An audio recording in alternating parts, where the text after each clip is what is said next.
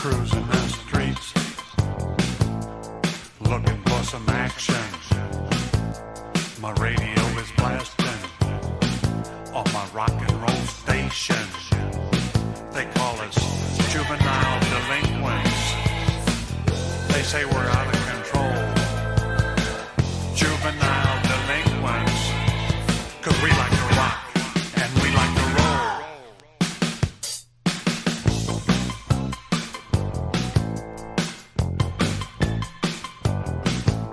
We sleep all day and we run the streets at night.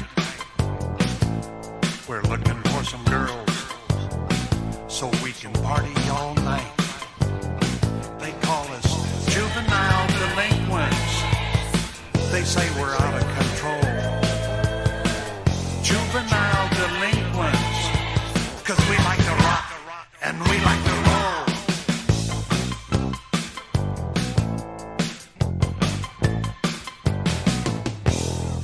Why don't they leave us alone? They were young once on their own.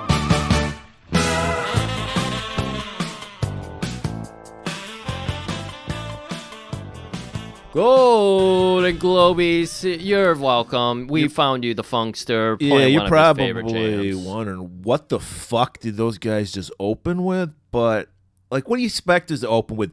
Roadhouse Blues by the fucking Doors? Fuck that. That's what Yeah. pedestrian podcasts do. We got the Funkster, a great Texan, a great American, Damn right. Terry And Funk. juvenile delinquent Juvenile delinquent. at the age of 40 something. Yeah, because, well, here's the thing. Terry Funk, a real man's man, he was such a huge hit. He's a god in Japan. Yeah. So, and which is very hard to do as a gaijin. Right. Even Hulk Hogan at the whole height of Hulkamania was a villain in Japan. Right. So to be a good guy in Japan and be white is a pretty big deal. So he was such a big deal that they were like, we have to cut a fucking record. Like, we got to get this out here. So many wrestlers in the 80s, too, had fucking some kind of song. Yeah, well, he has a whole album Yeah. called Great American or Great Texan, I think. Interesting. And this is the funny thing because I'm sure at the time you're like, this is never going to get out of Japan. Like, of course I'll do it. Whatever. Like, Yeah. you give me 20 grand, whatever they gave him. He probably thought it was pretty cool. A pretty Well, good I mean, idea. yeah. I mean, when you listen to it, you can definitely tell Terry was influenced by what was going on in the hardcore punk scene at the time. Yes. Because of that feeling of urgency and desperation in his voice when he's like singing about being a juvenile delinquent and being out of control. Right, of course. All of 40 years old while he's doing it. Right. So if you like that, I recommend Barbra Streisand's Nose by Terry Funk. That's the B-side of We Like to Rock, Okay. We Like to Roll. Good to know. Griff, you told me you watched a movie. I watched it in Yeah. a movie too, but I'm not going to talk about it. I Oh. already told you about it. Oh, yes, of course. We That- got to save that for yeah. a future episode, it sounds Yeah. like. That sounds like a good one. Yeah, of course, before we get into Roadhouse, we got to talk about a few other things. Murray wants to talk about some of his favorite wimpy action stars. No, they're not my favorite. That's the problem. They are we're your going to favorite. we're going to talk about tough guys and the worst fake tough guys. But before And then that, eventually we're going to have to get to... This is Murray's baby inaugural episode, or inaugural viewing of... yeah, I was a Roadhouse virgin. before Yeah, this. not inaugural. You're just the Roadhouse version. So that'll be really fun to dive into, because... You know how much I love on the Virgin 90s action movies. so, Yes, 89. Yeah. All right, so I did go ahead and I did try watching a certain Godzilla movie. Try? Shit, You didn't finish it? I did finish it. It Okay. took 3 viewings, because why are we Okay. making 2-hour Godzilla movies? I have no fucking idea.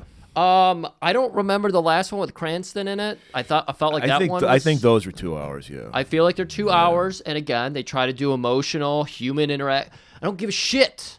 yeah. Make it 90 minutes. 90 Make it movies. less like the one we did. That was like 80 minutes, I Or think. do that. Give us some cool fucking CGI. Give us some cool fucking, practical effects and all that shit. Get in, get out, have a good day.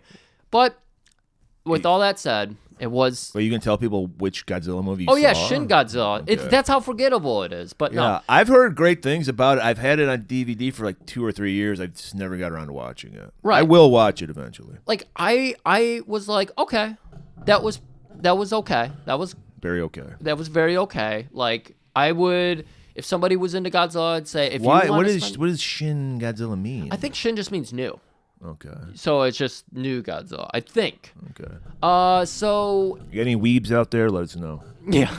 So it's just very okay. 2 hours too long. The Godzilla stuff, because the whole thing of the movie is that it evolves. Yeah, it's a very monstrous looking Godzilla. Yeah, and I thought some of the No googly eyes, no Cookie Monster Godzilla like we saw. No, there is. Oh, there is? Yeah, his first evolution has crazy fucking eyes. It was Okay. great. But it actually like hit me when the early version. Kind of a Cronenberg takes on Godzilla, very body horror. It was a little body horror at the beginning, and I liked that. But then you just get into all the human shit, and I was like, I just don't care about the human Yeah, politics. who cares about Japan? This is why I don't give a fuck. I mean, when America gets involved, because America gets involved, they're like, we need help. We don't have the arms to deal with this monster. And they're like, call up the Americans. And America immediately is like, nuke it. We'll nuke it. We got the nukes on our way. Don't even. We've been circling you guys for the last 80 years, waiting for you to Pearl Harbor us again. We're ready to drop nukes on this Godzilla. And so, you know, they have to figure out, do we actually want them to drop a nuke on Godzilla? So America's role in this, pretty funny. Because unlike Terry Funk, we were despised. Yeah. Because, of course, our solution is nuke it. Yeah. Hurricanes, nuke it. Was there any explanation what was the genesis of Godzilla? I thought a nuclear warhead would cause Godzilla. That's what they're saying it was. It was still the nuclear... Still fallout from fucking Nagasaki? Yeah. It's still like playing. Where's on my that and all Nagasaki? that. The Nagasaki cockblock. Going Yeah. back a long time ago for that one. First Kojak episode. First Kojak. That's why you need to listen to the Tippy Taps, you motherfuckers. That's right. But anyways, Murray, we got to get into your least favorite action stars. No, not my least Oh favorite. my God, where are they at? They're lukewarm for you? No, this is you're not understanding the principle of the matter.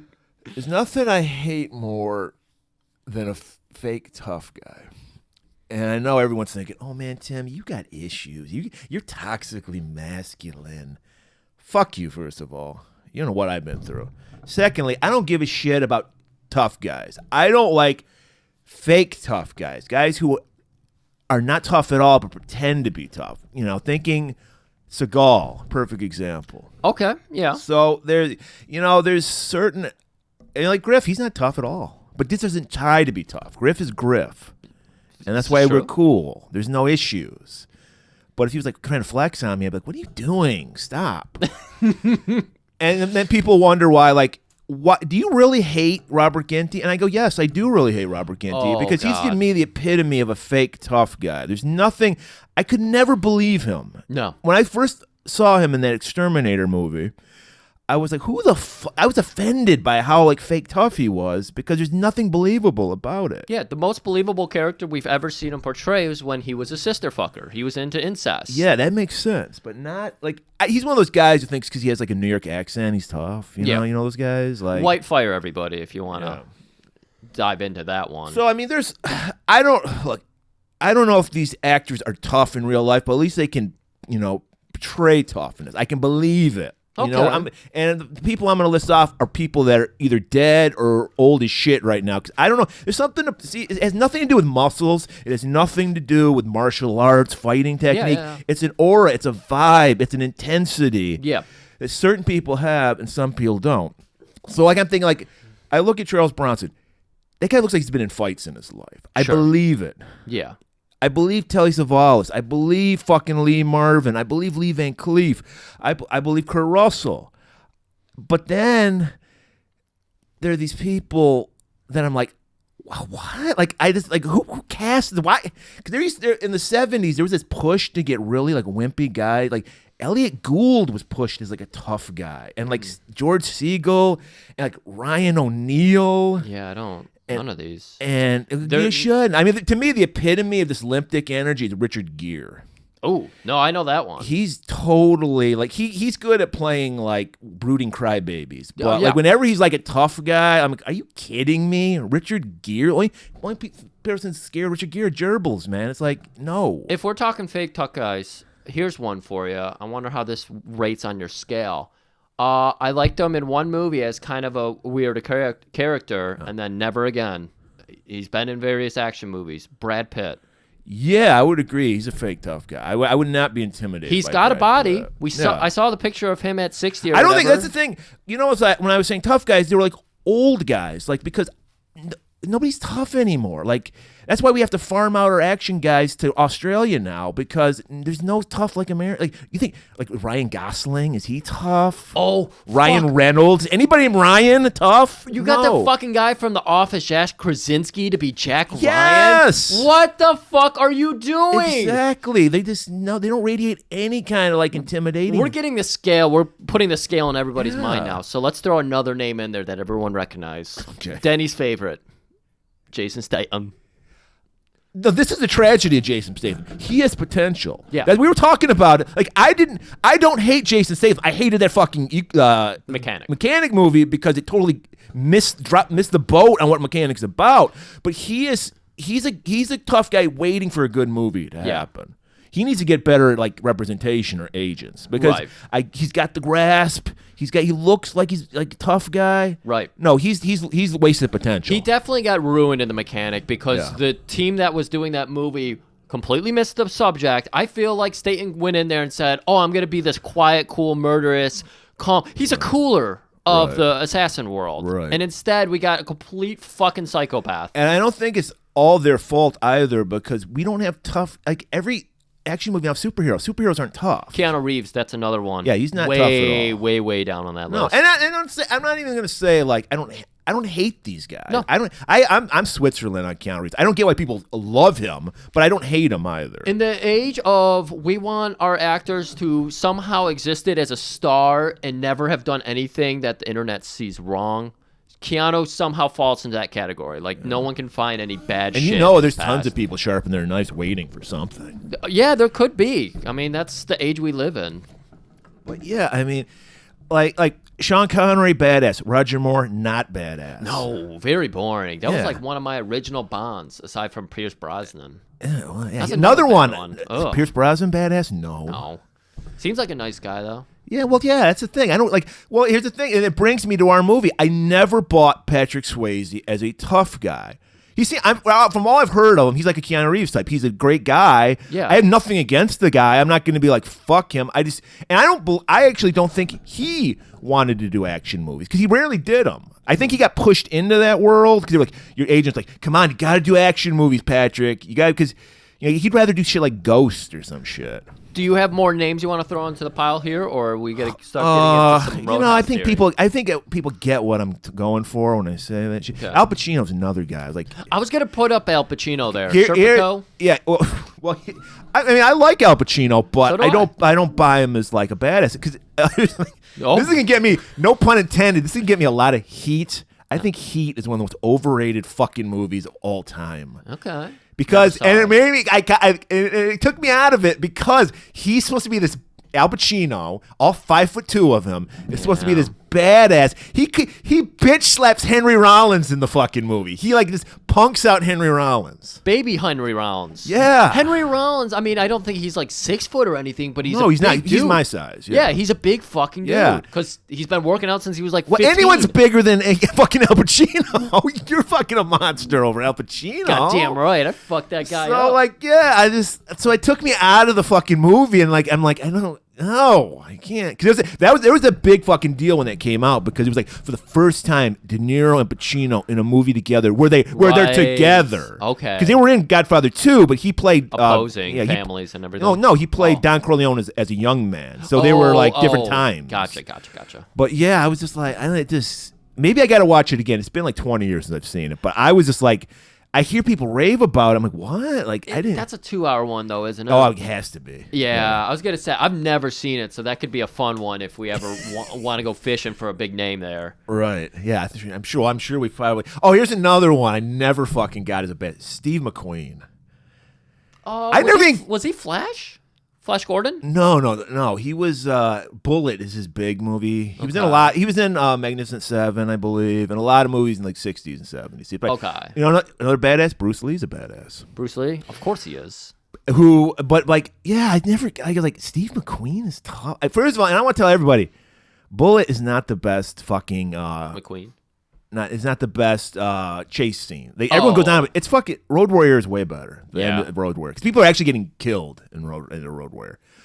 But yeah, there's just certain people I don't get it. But good one with Brad Pitt. I like Brad Pitt. I love him in the Quentin Tarantino movies. He's great in those. Yeah, no, he's fucking fantastic in a lot of movies. But he was just in an action movie recently, Bullet Train. Yeah, talking bullets, and it looked fucking awful. And it was 2 hours. Yeah. And everything I hate about an action movie, There was a time where I Fight saw Club. that preview in every fucking movie I was seeing at the time. Like, Yeah. Because only 5 movies go to the theater like every 2 months. Yeah. You only get 5 movies. He's kind of a badass in Inglourious Basterds. So he's kind of a tweener. Yeah, no, he's got his moments, but he's more sizzle than steak. Yeah. So it's like his most badass movie was Fight Club for me. Yeah. That's the greatest I can give him. And I would like to watch that again because I think that's one of those movies when you're a young guy, you're into it, edgy, and then very you watch cool. it, and you're like, oh, you cringe when you watch it as like a middle-aged guy. Possibly, it's like up there with Clockwork Orange, like all those like young man movies, like because like you said, they're edgy. Yeah, so you're really into them. I feel like I still like Tarantino shit because that has kind of an edgelord vibe too. It but does, I still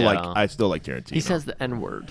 Oh yeah, which is bigger nowadays than it was back then, but still, people were adults back then. Right. But yeah, so like Swayze, nothing against the guy, but I'm just like watching this. I'm like, no, there's no intimidation factor at all in this guy. Now, would you give me this? I feel like if this movie came out today, it would be a modern fucking Twilight or... Do you remember there was talk when Ronda Rousey was like the baddest woman on the planet? There was talk about doing a reboot with her. Yes. And then they realized she can't speak and chew gum at the same time, so it just went nowhere. No, she doesn't have the charm to Swayze being in this movie, which is why I like Swayze in this movie.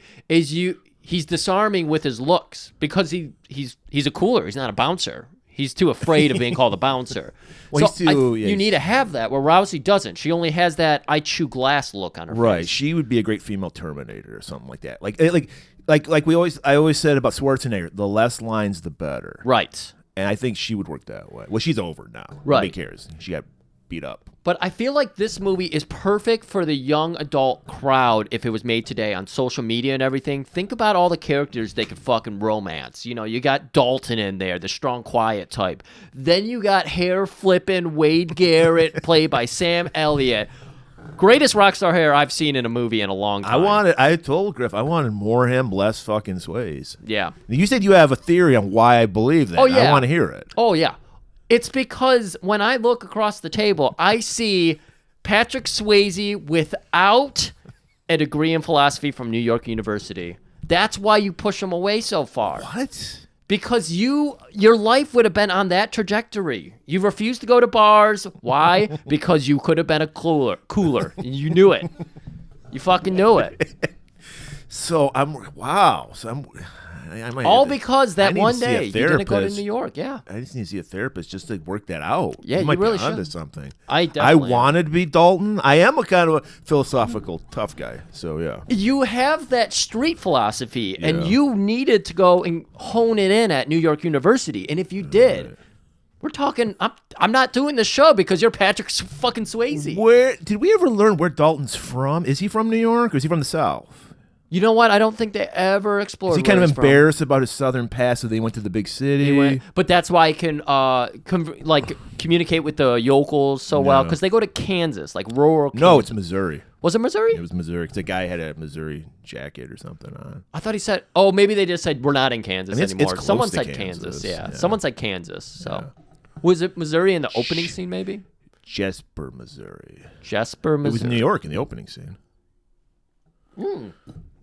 That wasn't New York. Even though it had so not a New York vibe at all. Not at all. It's a honky tonk. It's like it ain't a fucking New York bar. It ain't Well, like Studio 54. You know who loves honky tonks? Asian visitors. At this time, you're right because we had a fucking line dancing was big at this time. This is when it came out. This is what makes sense. Because we had a fucking country western bar in Pontiac, which is like predominantly black. It was called Diamonds and Spurs. Diamonds and it was fucking hopping for like when that shit, that achy breaky heart shit was going on, it was packed. Love that fucking. And we also had a place. I don't think maybe it burned down, called High Kickers. That was like the fucking Double Deuce in the beginning. Yeah. And like, I mean, you'd get like fucking like the old school like Waylon Jennings type dudes to play. Yeah. I love the world that this movie had built, because I love the idea that bartending is such a fucking hot commodity. Like, all the bartenders know the other bars in the country, even though there's thousands and thousands. It's a brotherhood. Yeah, it's a big old brotherhood. And Are you talking about bartenders or bouncers? Bartenders and bouncers. Okay, yeah. Bouncers even more so. If you make a name in the bouncing world, everybody talks about you everywhere. Well, Mr. T that's how he made his name. There was a competition, like the toughest bouncer. So it's fucking real. Yeah. Clearly, it's real. This movie just reflects life in 89 or 88. 1989. This is when I just gave up on life, because this was the turning point where action movies got really slick. Guys started shaving their chest, putting blonde highlights in their hair, and I just tuned out. I said, I don't want to fucking live in that world. Yeah, I mean, I see it, but I also still really... I mean, you got to give something. Like you said, all sizzle, no steak. That's exactly what action movies became in the 90s. I feel like this one hit like that perfect sweet spot for me, because it is definitely leaning into it. Jean-Claude at this point had already done several good movies, and I see Jean-Claude taking tips from Swayze here. He said, I'm gonna bump it down to PG-13. I'm never gonna fuck a girl in a movie, never. But way better ass on Van Damme than 100%. we see. Ooh, I was not impressed. But these two clearly are playing off each other, because after 89, Van Damme starts doing movies that look like Lionheart. Yeah. Or not Lionheart, Roadhouse. There's what I meant to say. Because he starts getting into more of the romance, more of the family man. Well, he's not a family man, but still, it's like he's going not that way. strong for that. And Swayze, of course, wearing the high-waisted Dockers. Oh, God, there was not a shirt that was not tucked in this fucking movie. Even our badass Wade Garrett tucks his shirt in. And this is the thing. It was like the last days of that Miami Vice look. Like, Miami Vice was over with, that look, by 89, but they were clinging to it. You had those fucking linen pants with the pleats and shit on them. Awful fashion. Yeah, you could hide bodies in the those beginning of the pants. baggy suit era. Yeah. What was it? And, God, man, I don't know how, like... The love interest of Swayze is wearing tablecloth in every scene. She's always knitting tablecloths. She must have read it in a Home and Country magazine or something. We are in the South, so this makes sense. Yeah. One scene, she's wearing like the red and white checkered. She's sewn that into a dress, and it just barely fits her. And then there's the one scene she's wearing like doily as a dress. That's the fuck scene. And Patrick... Swayze that wasn't like a sheet. That was actually a dress. It looked like it could have been just like a sombrero situation where she cut a hole and put it over, and then she had like a dress underneath it. Sombrero's the hat. Yeah, my bad. Yeah. It was fucking awful. We can agree on that. Yeah. And Patrick, to counter that heat coming off of her, wears a white shirt with a beige cream V-neck sweater. Yeah. With like a blazer on sweater top vest. of it. Sweater vest. Sweater vest with a with the fucking his arms are just noodles in those giant fucking sleeves. So baggy. It's a very Talking Heads suit. Yeah. David Byrne got inspired from this, yes.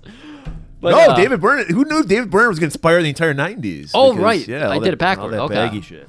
Fuck, man. Crazy. Talking Heads was innovative. Talking Heads was innovative, that's right. Oh, wait, we got a 2-hour movie. Should we just get into the trailer and get We really should, yeah. All right, everybody. Let's talk about who I consider the poor man's Don Swayze, because Don Swayze is the one who has the talent in that family. It's the story of a cooler. It's Roadhouse. Can I buy you guys a drink? Guess not. Patrick Swayze is Dalton. I thought you'd be bigger. Opinions vary. When he's around, anything can happen. How does a guy like you end up a bouncer? Just lucky, I guess. And usually does. If somebody gets in your face, I want you to be nice. Don't be rude. Ask him to walk, but be nice. Help this gentleman to the door. Until it's time to not be nice. So says the fighting philosopher. He may be hard to handle. I keep talking, you're gonna go off thinking I'm a nice guy. I know you're not a nice guy. But he's easy to like. What's the matter, Dalton? Don't you like women? The worst I ever had was wonderful. He's not what you'd expect. I thought you'd be bigger. But there's one thing you can count on. He's the best friend a good time ever had. You guys tired? Doc, I'll get all the sleep I need when I'm dead. This is my town. I'm not afraid of him. I guess you'll be having that fire sale now, all right? You got your hands full, kid. I just think I'm looking at a dead man. Patrick Swayze. For that line of work, I thought you'd be bigger. Gee, I've never heard that before.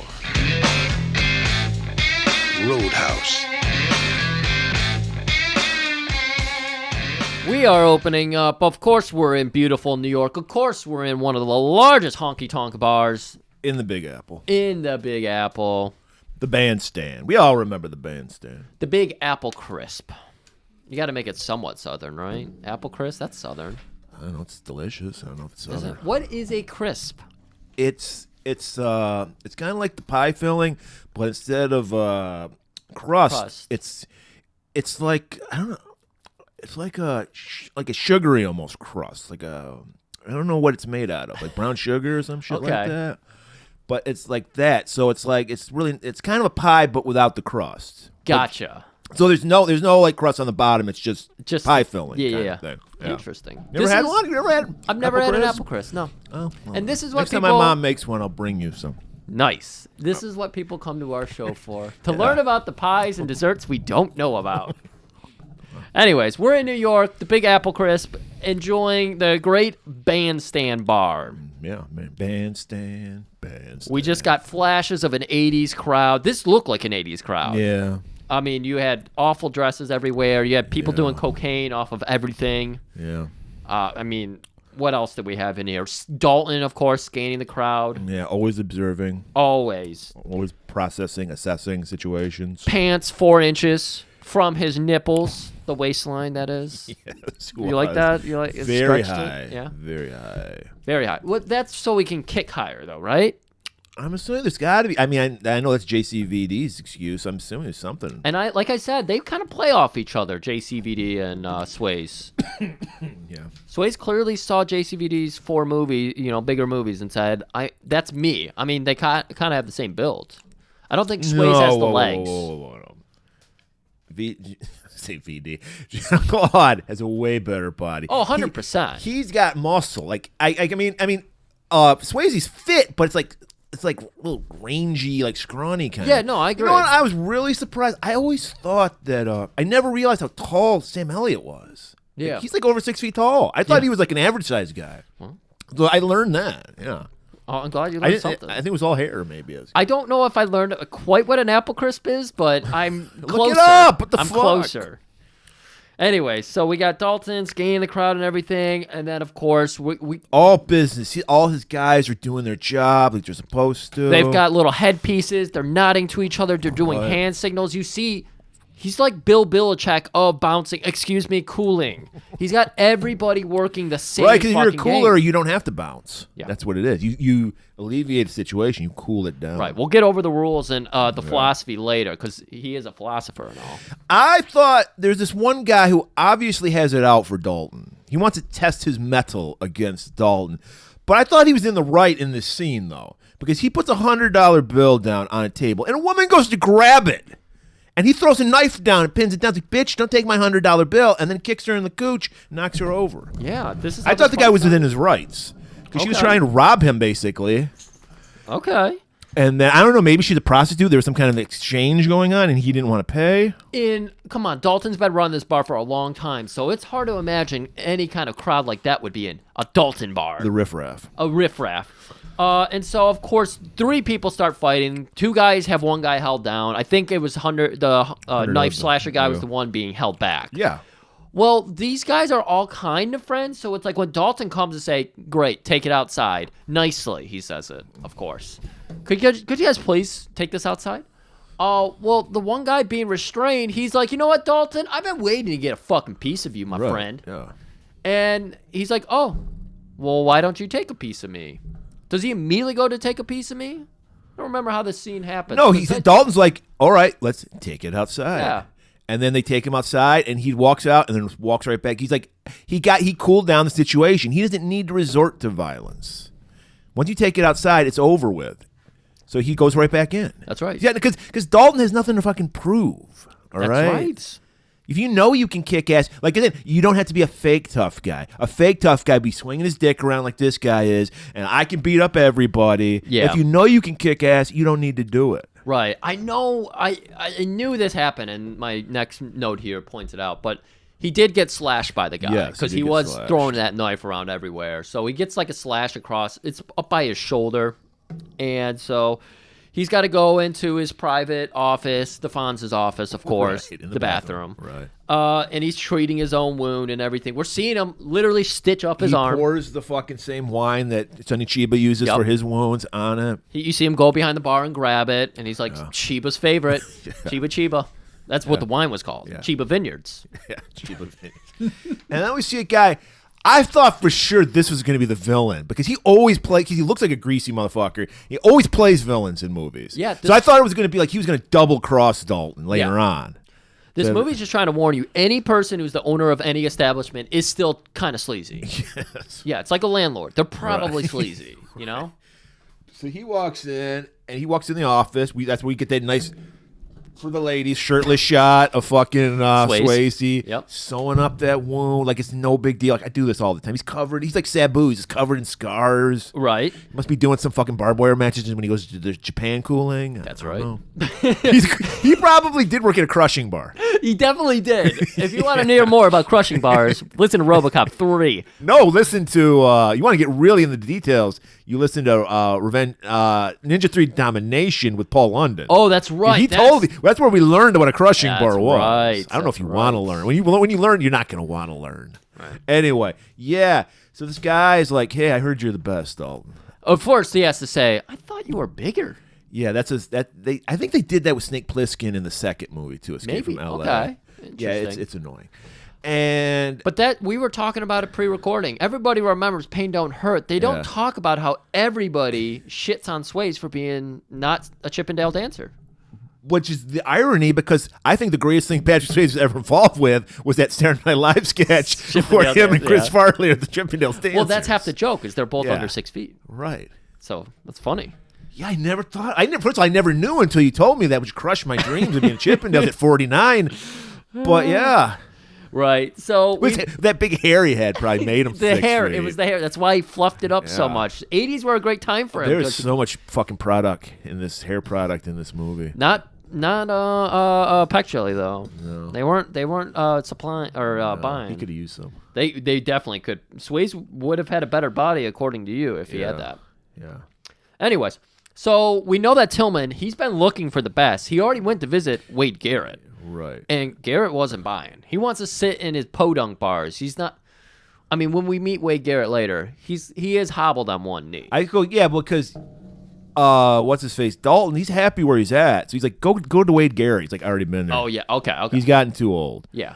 And he's like, you're the next thing. He's like, I got this place down in some podunk town called Jan. That's what killed me. There's this guy. He runs a podunk town in Missouri. Like, who gives a fuck? I don't know who. I'm the biggest, baddest motherfucker in Jasper, Missouri. Help me understand this. I don't think I wrote it all down, but the one part where Brad Wesley is talking about everything he brought to this podunk town. Yeah, a JCPenney and a 7-Eleven. Sears, J.C. Penney, Verizon Wireless, like everything, Cash and Go, Little Caesars, like every bullshit suburban piece of yeah. And we're getting ahead of ourselves. So, Way too far. So Tillman's like, I own a little club down south called the Double Deuce, and it's falling on hard times. I can't control the clientele. Yep. I want this beautiful clientele. First of all, these people are trash in this New York club, but he's like, I want these people in my bar. I'm sick of rednecks. I want suburban class. People. Yes, I want middle class white people, upper middle class white people. Okay, ones that know how to wear a collared shirt but don't tuck it in. Yeah, yeah, and money and that money. Pay for shit. Yes, that's buy drinks because we see all this money being exchanged in the bar. Like, holy shit, that's what he wants. Right. You know. And waitresses being able to do their job without being accosted and everything. Right. So of course, Swayze, he's a philosopher. He's right out of the deal. He's from New York, after all. I think at the time he didn't want to do it, so he threw out like a highball number to like get this guy off his back. Because he's like, look, I'll do it. You give me $5,000 up front, $500 a night. Any medical expenses I have, you pay for, and I run the show. And he's thinking that guy's gonna balk at that, and he's like, deal, whatever you want. And he's like, I can't. I get my, because we learned Dalton's a man of his word, so he gave his word. Yep. So he's just like, he goes to the owner of the bar. He's like, I've done all I can for this bar. Yep. I have to move on. Guy's just like, what the fuck you want me to do? I don't know. Make him the new guy in charge. I don't care. I'm leaving. So Tillman's gonna offer to buy him a plane ticket. No. This hair don't fly. Right. He's gonna drive all the way back to There's probably Missouri. some kind of, his hair is probably on a terrorist watch list or something. That's gotta be it. He can't get it in with the full girth, so he won't go. So anyway, he goes to Oscar, says, I quit, take this job and shove it. I ain't working here no more. Goes to his private garage where he keeps his Mercedes. Well, we see him walk out in this fucking old beater car, and we're like, how cool is this guy? Look at the shit car he's driving. But there's a method to the madness. We all know you don't have a big dick unless you have a muscle car or a very tall truck. Which F-150, is a lesson we learn later. You have to have a really tall truck if you have a really big dick. Right. So he's just driving this this I did like, because this makes sense. Because he drives a fucking beater-ass car. Yep. Parks, it's where I guess his apartment is, whatever, where he keeps his other car. Yep. There's a hobo there. This guy's been in other movies we've done. Yes. This is this black guy's got this voice, talk like this. That's right. That's all he's hired for is that shit. And he just throws keys at, what do I look like, a valet? Yeah. And he's just like, no, keep the fucking car. I don't give a shit. What? And then goes into his private garage. He's got the fucking mechanic house and shit he's living in. And we see he's got a Mercedes. He's got the fucking cover on it. Yep. He just pops in a tape. We see the New York license plate, so that's why I figure we're in New York. Right. And so New York to Missouri, probably about couple 24 hours. Couple hours, I think, at least. Missouri is on the other side of like Illinois and everything. Yeah, a couple hours it would take to drive from New York to. Oh, okay. According to this movie, I'm using this movie logic. Oh yeah, no, this movie's. And he probably only takes back roads. He probably doesn't need to take the fucking freeway. Oh, you know he only takes back roads because that's he doesn't want like cool. a rock flipping up on his car. Right, that's more philosophical. So at this point, his brain is probably mush because, I mean, contextually from what this movie tells us is that he's listened to the same tape the whole trip. So he's been listening to one tape this whole trip. Was it just some like generic blues? Something yeah, like that? Okay. That's true. So maybe he isn't losing his mind. I don't know. So maybe he drives to the big metropolis of Jasper, Missouri. He drives by the J.C. Penney. I hate when people say Missouri. Missouri, yeah. It's Missouri. Right. Drives by the J.C. Penney. Yeah, he notices it, and he's like, I got to stop for some shopping later. Get some slacks. Get some more of those fucking big old linen pants. He only goes through the Sears catalog for his big pants. Yeah. That's right. So he immediately does he immediately go to the fucking Double Deuce? Yeah, go straight to the straight DD. to business, man. Right. Double Deuce at this point, it's a wood structure. It's falling apart. Looks dilapidated. They got a big wooden porch with holes. You know, the rocking chairs are all leaned over and everything. It looks like hell. And he's like, I got my work cut out for me. No cars outside, by the way. He gets inside full. Where do these people come from? Is this Field of Dreams? I never saw Field of Dreams, so well, the whole the line for the movie: if you build it, they will come. Yeah. And they built this bar, and somehow people are in here. Are you saying these people are ghosts? I think so. Another Swayze. Yeah. This might be a sequel or a prequel. Yeah. Okay, this might be a prequel. I think Ghost takes place in New York, so maybe Dalton goes back to New York. Gets killed, does some pottery with Demi Moore. Goldberg shows up. How does he win so many fights? He's not fucking real. Interesting. So, yeah, he rolls in. As soon as he comes up, we see the funkster himself, Terry Funk. Morgan is his character's name. Throwing some piece of shit out. I'll stay out. You better stay out of here. See, that's how badass Terry Funk is. He can have a voice like that. I'd still be intimidated by him. Oh, hell yeah. And that perm was very intimidating, too. So we're going to be walking in. Dalton's, of course, noticing things. We're scanning the crowd as well because we scanned the bar stand. Now we got to scan the Double Deuce. Right. We see the bands playing behind a chicken wire fence. Yeah, like the old school honky tonks. Yeah. They're throwing beer bottles at it. We got a fucking poor old blind guy. Real life Jeff Healy, who had like a hit back in this time. Yeah, I was going to say. He's really blind, too. Oh, is okay. Yeah, he's dead now, but does he usually play? That was his thing. He played on his lap. He played guitar. Okay. Because it looked like he was fumbling with it. Because they did him dirty by matching up guitar riffs that didn't match to his hand, and that made it look like he was an idiot. So if he weren't blind, he would be offended by that. Yeah, I'm sure his friends told him like, "Yeah, they fucked you over though." He's like, "Whatever, I got in a movie. I got paid. I got to hang out with Patrick Swayze." I'd say Sam Elliott, but maybe. Well, I don't think we ever saw the two in the same scene. That's true. Very true. Maybe Sam Elliott's a ghost. So yeah, and we just see like fucking bouncers not doing their job. They're just flirting with girls, underage girls. Yes, they're letting underage girls in. We got waitresses being assaulted. Right. And they can't stop them. So the fucking waitress, Carrie, ostrich lady, she's fending for herself. And then I thought that for a second, I thought that was a chick from Texas Chainsaw Massacre. So did I. It wasn't. Stretch? Was that what they called her? Stretch, I think, yeah. Yeah, Stretch. Yeah. And then we have one waitress dealing drugs.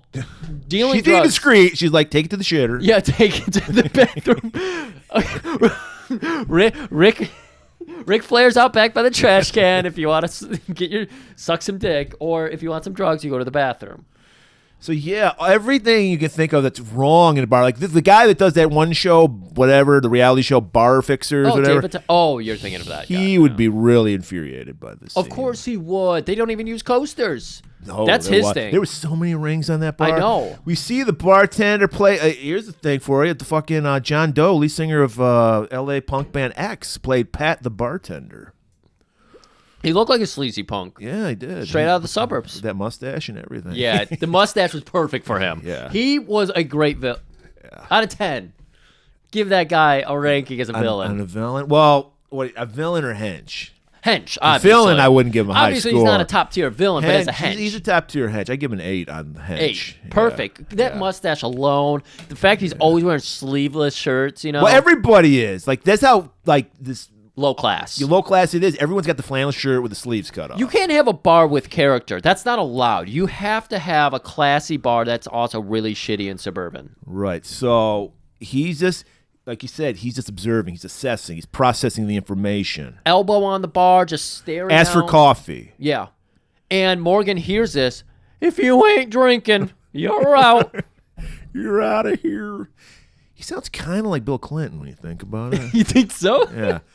All right. Yeah, because Morgan feels a little threatened by this guy in his hair. He just anybody that cool and that calm of a presence, that cool of a presence is gonna rattle him a little bit. And this is where we get one of our clientele. It looked like it could have been Rick Bodie, straight out of fucking Get Heaven. I mean, obviously he didn't have a physique. You imagine if John DeHart walked in, like went into the chicken coop and just start singing Shimmy Slide, like the whole bar would just erupt. That would have literally shaken the whole place down. It would have caved in, and you would have had a massacre on your hands. Yeah. So we see this bum wearing John DeHart's rugby shirt from Get Heaven, and woman. Was that the guy who was laughing like a mental patient? There was one guy who was holding the beer going, I don't think it was that guy. Okay. I think that was rugby guy's friend here. And so Denise has noticed the hair that just walked in, Dalton. Well, they have matching trashy hair because she's got that cotton candy hair. Yes. Look, everyone knows I like trashy one. This one was way too trashy for me. No, I don't like it. I do not like it. No bueno. They did a good job then. Yeah, they did. Because you're supposed to. Never mind. We'll get there. Anyways, so she's trying to get with Dalton. He won't even. Sorry, I'm burping. He won't even give her his name, and that's when it's B. Dalton, by the way. Yeah, B. Dalton. It's for book nerds out there. Yeah. Are they even open anymore? No, they've been gone for a while. That is for book nerds. Yeah. And so Bum realizes he's got a chance with her. Hey, yo, fuck on the rocks. Want to go nipple to nipple? Great. First of all, clever as line is all hell. That was I guess it was like, because isn't there a drink called a fuzzy navel? Maybe you could go like nipple. You could do something with that, you know. But vodka on the rocks, nipple to nipple. Now, Murdy, you don't drink, but vodka on the rocks is the trashiest drink you could possibly get. You don't want rocks on your vodka? You don't put rocks on vodka. It's from Russia. You'd think ice, vodka, but no, you never put ice and vodka together. Learn something. That's right. Anyways, so and then Carrie, who is that beautiful man? Right. She's trying to actually calm him down because she's like, that's Morgan. He's a piece of shit. He's offended by smells, women, balconies, M&Ms, and... He's offended by balconies? Wow. Offended. Keep him away from Donna. Well, he's afraid of heights, like you. Yeah. Are you afraid of heights? No. Oh, I'm thinking of somebody else. Yeah. Okay. I mean, if I'm hanging from a rope over 100-foot fall, yeah, I'd be scared. But if I'm on top of a building, no. No, okay. No. So, yeah, she's just giving him the lay of the land. Does he tell her he's out? He tells her. And she's like, you're the Dalton? And this is where the world building really starts to set in because Dalton is such a great cooler that he's got a notoriety across the fucking country. Amazing. I love this. She's amazing. Like, how did our podunk shithole town get B. Dalton? B. Dalton. I'm not even going to tell you what the B stands for. That's right. And the band takes a break. The people thank the poor blind man by throwing a beer bottle at his face. Hey, you're up there to sing, not go take pisses. Yeah, because he said, I need to drain the vein. He said. Yeah. And we learned that Dalton has some past with Cody, the blind singer. So not only are bouncers some of the coolest people across the country, but bar bands are also some of the greatest fucking gigs Some of the best music comes from a bar band. Exactly. And who does his covers on top of it. It's almost like if you got a residency at like a big New York, venue. A Las Vegas venue. Or a Las Vegas venue or something. I know I hear people getting them all over the place now. That's one of the things to do.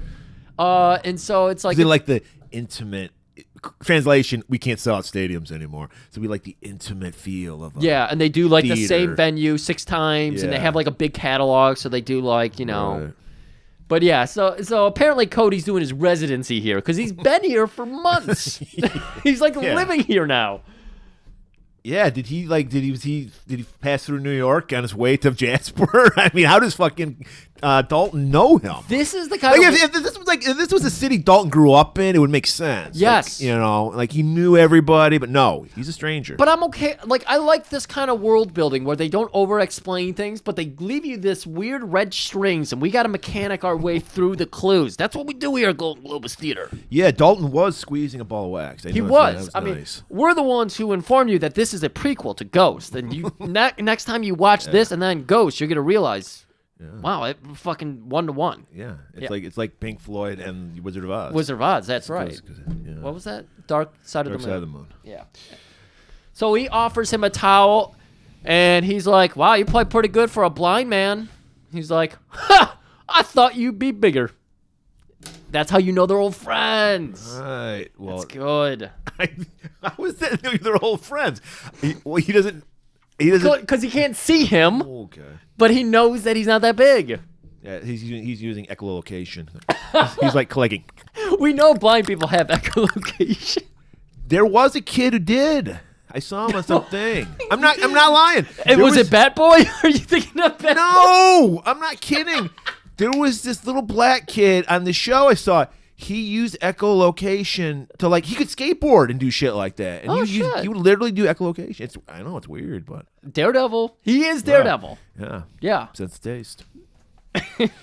So we're getting more. We're getting more details on how filthy gross this fucking bar is. But we had some greasy, sweaty guy with. I'm guessing he's a pimp and she's a prostitute. I don't know what, but he just goes to these other rooms. And is like, hey, you want to kiss my girl's tits? This is good entrepreneurial spirit, though. Yeah. Like Tillman probably is okay with this guy being in here because all he's doing is kind of hoeing out his lady's tits. Right. Which, by the way, not impressive at all. You didn't like those tits? No.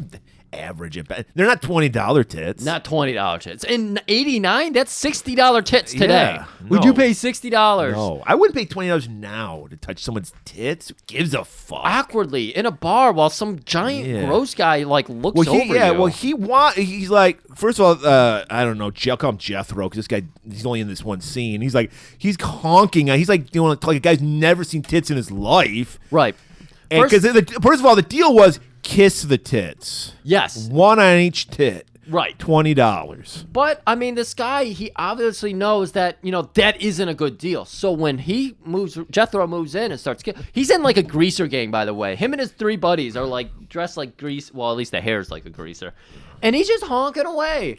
And he's looking over at the guy. He's looking back at his friends. And he's like, oh, yeah, these are tits. And then the other guy, that's the pimp, is like, well, what, don't you want to kiss them? He's like, well, I'd love to, but I ain't got $20. Yeah. That's great. And then a fight just breaks out. There's like 20 fights just break out, and this beer bottle's going everywhere. Oh, yeah. So we're watching everything. I hope they don't have deposits in Missouri because a lot of dimes are going. I don't believe they do. Oh, No, I don't believe they do. I guess that's why they throw them. Because if you got a 10-cent deposit, you're like, I'm not throwing this. It's 10 cents. Yeah, exactly. Right. No, it works so well in That's Michigan. why we never had. Yeah, Michigan, we never had people throwing bottles in beer fights. Right, and we have people living off them too. Yeah. You know what? It's a good system we got here. I think something like 90% of our aluminum and our glass goes back into recycling, which is some of the only positive recycling that exists. Which I think is odd because Washington, what you think of is all eco-friendly. They don't fucking. They just throw it in the trash. As I was visiting my sister, like, what? Like, why would you do that? Yeah. Like, you got to be on your high horse. Yeah. Fucking snot rocket on some of those fucking hippies up there. Right. Anyways, so the dust finally settles down, and everybody had just been whispering about how amazing Dalton. Why didn't you help with it? That's Morgan. That was well, we know it was Morgan. We haven't introduced like another character except your sleazy bartender. Dalton is like, he just no sells. He's just like, I'm just here to observe. Yeah. You know? So Dalton is just gonna let himself leave. He's walking out the door. Says bye to Cody on his way out. Who does that guy think he is? Well, I'll tell you what. You fuck with him, it will seal your fate. Wow, very cryptic. What does that mean? I don't know. What has wait? Is Cody blind because he saw something that Dalton did and it made him go blind?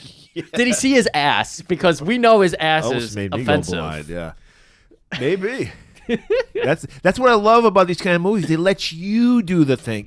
You put the backstory in. I know. They don't fucking spoon feed you. This is why this is a top tier action movie for me. I get it. It's hour 40 or 49 or so.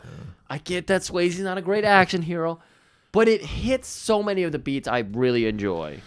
So yeah, Dalton, he's done his assessment. He's got to process it overnight, and then he needs to come back the next day and give what they need to do. But before that, he's got to get a beater. He's not going to bring his Mercedes to this fucking shithole. So he stops by, loads up on the fucking tires because he knows they're going to slash them tires. Oh, yeah. He gets a car with a big trunk so he can put lots of tires in there. He's got like little covers for his headlights. The guy was like, oh, those operate, sir. Right. That was gross. They get used car salesmen. I mean, he was eating lo mein by just drizzling the noodles into his mouth. Not an appropriate scene for this movie, but they did it. For Jasper, it's very exotic, lo mein. I know. I don't know. We just got them Chinese restaurant in the other day, thanks to fucking Wesley, Mr. Wesley. You know what? You ever heard what a Chinese before? You ever heard of... Wait, what is that place called? What is our Asian fast food place called? Panda Express? Express. He's like, we just got us the Panda Express. They got orange chicken. They got these things called fortune cookies. Let me read mine to you. I took out Powerball numbers today because these are my lucky numbers. You will meet a man with fabulous hair. It came true. Good Lord, where are my lotto numbers on the back? So then you got to get a place of lodging. So apparently, was there a bulletin board up at the Double Deuce that said maybe there's a library hayloft for rent? Yeah, really. Maybe there's a library somewhere in this town. He found some fucking border wanted or something. No, but we meet our man Emmett, a lovable old coot, very Uncle Jesse like from the Dukes of Hazzard. Right. And he's like, "Oh, this is a shithole, but it's my shithole." There's no electricity, even though there's electricity. He said there's no electricity. 'cause he Okay, is from thank the you. South. No air conditioning. Well, there's no electricity. We get that. The smells are very pleasant. It's like, yeah, it's a horse ranch. Yeah. So there's a lot of horse shit everywhere. There is a lot of horse shit. But except not coming from his mouth because he's telling the truth. Because he's literally in a loft apartment. It's a hayloft. Yeah. In the barn. Hayloft, yeah. So yeah, he's got it, but it was cozy. It was very cozy. It had like windows that went out onto had a French rooftop. door, yeah, it was French open. door to a rooftop. Yeah. Very hobo chic. Yes. And that is very in nowadays. Yeah. So they got it. Yeah. And it overlooks. Emmett would be Airbnb that for like $500 a night. That would be over $500 a night. Come fucking a hayloft, and everybody would be buying that up. Yeah, no, that would be 100% a thing. Right But- now, there's some fucking hipsters buying up fucking, in the middle of nowhere. Yeah. 100%. Barns. It would be come party on our hayloft, fuck on our rooftop, while a millionaire across the fucking pond watches. Exactly. I'm sorry, I'm gonna go into this for a second, real quick, Do it. because we're about to learn that a billionaire lives across the pond, a little pond. Well, it's the 80s, probably a millionaire, but still. Millionaire, yeah. So he just lives across the pond, and we're supposed to think that these two don't recognize each other, realize that this is all fucking happening. Emmett is not Emmett, but Brad is so close. He doesn't even need binoculars to watch Swayze fuck later. He's just like smoking a pipe On his porch. Watching on his it- rocking chair. watching his his enemy fuck Fuck the woman he wants. the woman he wants. That is a Devo song. Yeah. Yeah. So Emmett, we see a chopper flying, and he just swoops down on those horses, scares the shit out of them, and he's like, "That's that Brad Wesley. He did bring in the J.C. Penney, so I can't really rip on him too hard, but he scares my goddamn horses." And he does it just to fuck with me. But I gotta tell you, have you gone to Panda Express yet? Finest. You ever had the Chinese?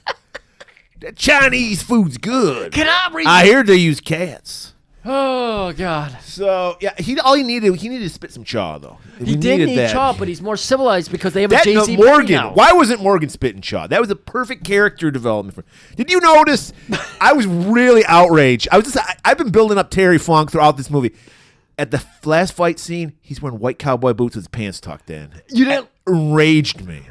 Murray, we watched so much 80s wrestling and they all tucked into their boots. No, I hate it. I know you do, but it is very on. And they're white cowboy boots. No. It's very on character for an 80s wrestler, man. I'm sorry. If they were snakeskin, ostrich, I'd be all right. I'm Just okay with you white. being upset about it, but it's very on character for the Funkster. You know he showed up and said, "My character's wearing these." I'm just going to wear what I wear. They actually didn't let him on set the day they spooked the horses because Terry Funk keeps horses. Right. And Got a sick horse, Vince.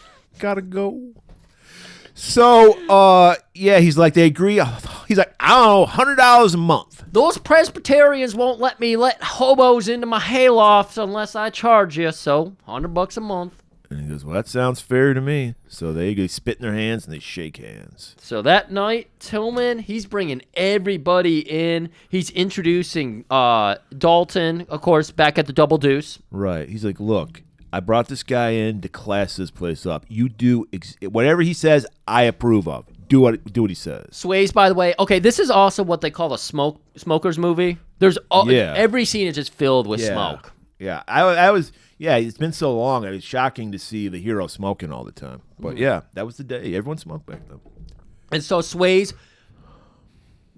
he just hit up JCPenney on the way over, got himself some new slacks, black belt, black slacks, black tight shirt, pants pulled just 4 inches below the nipples. That's the appropriate spot you want them. Cover up all those abdominal muscles you've worked so hard on. Pull the pants to cover them up. It's called the nip seam. Nip seam? Yeah, Yeah. 4 inches. The nip seam. Yeah. So he's gonna, of course, be laying out the land. He's pretty much the new boss. Right. He immediately goes to Morgan, you're fired. Yeah. And the waitress that was dealing coke, Yep. or whatever the fuck she was dealing, Yep. you're fired. Morgan's offended. Why am I being fired? I beat the shit out of You've got the wrong attitude, though. Right. Patience, grasshopper. And this is where he breaks down the 3 rules to cooling, not bouncing, cooling. Never, ever underestimate an opponent. They could have fucking knives, guns, whatever. Don't take anyone lightly. That's right. Look at me. I look like a bitch, but I'm a badass because this movie says I'm a badass. That's right. Take it outside. Never inside. This is a classy establishment. We don't have fights in here. We beat people's ass on the outside. And the third, most important, be nice. Be nice. This is a job. When people insult you, don't take it personally. It's a business. And then Steve pipes in, what if fucking calls me a cocksucker? Well, are you? And he's like, huh? Well, we do have a glory hole. And he's like, cock and sucker are just two words put together. They don't mean shit. What if he said my mama's a whore? Is she? That is Dalton's line. Do you? Is she? It always just proposition. It throws it right back in the face. Right. That's what a real philosopher does. Exactly. He's doing the Socratic method. The Socratic method, of course. Yeah, Socrates, of course. Socrates. We all know Socrates. He was the original cooler. Yeah. He threw Alexander the Great out of a bar one time. Fuck yeah, he did. Yeah. And so he's like... he was honking those tits for too long. Right. He paid a shilling, fucking honk them for a second, kiss each one, and say goodnight. And he just goes, look, be nice. Until it's time to not be nice. Sir, how do we know it's time to not be nice? That was Hank. Hank who wants to suck up to Dalton. Because he's got that tiny little mullet going on. Baby mullet. And he's like, I want your hair, sir. So he's sucking up. How do we know it's time to not be nice? I'll tell you when it's time to not be nice. All right. So now, first day one, Double Deuce 2.0, first night. Let's see how it goes. Crowds rolling in. Dalton, of course, gets his black coffee. Pat, was that guy? Pat, yeah, bartender's Pat. Punk Pat, Splatter Punk Pat, hands him a coffee because he knows the code. He knows what to do. Right. And, so he's like, okay, maybe he's getting it. But then Dalton looks over and he's fucking selling booze, skimming off the top, putting some of the cash into his pocket. Right. And then he's like, one shot for you, one shot for me. So he's also skimming booze off the top. And then he looks at the door and he sees these were 12-year-old girls they had their JCPenney credit card. They stole from their dad. Yeah. And they were trying to use that to get in the bar. And Steve's what was the big bouncer's name?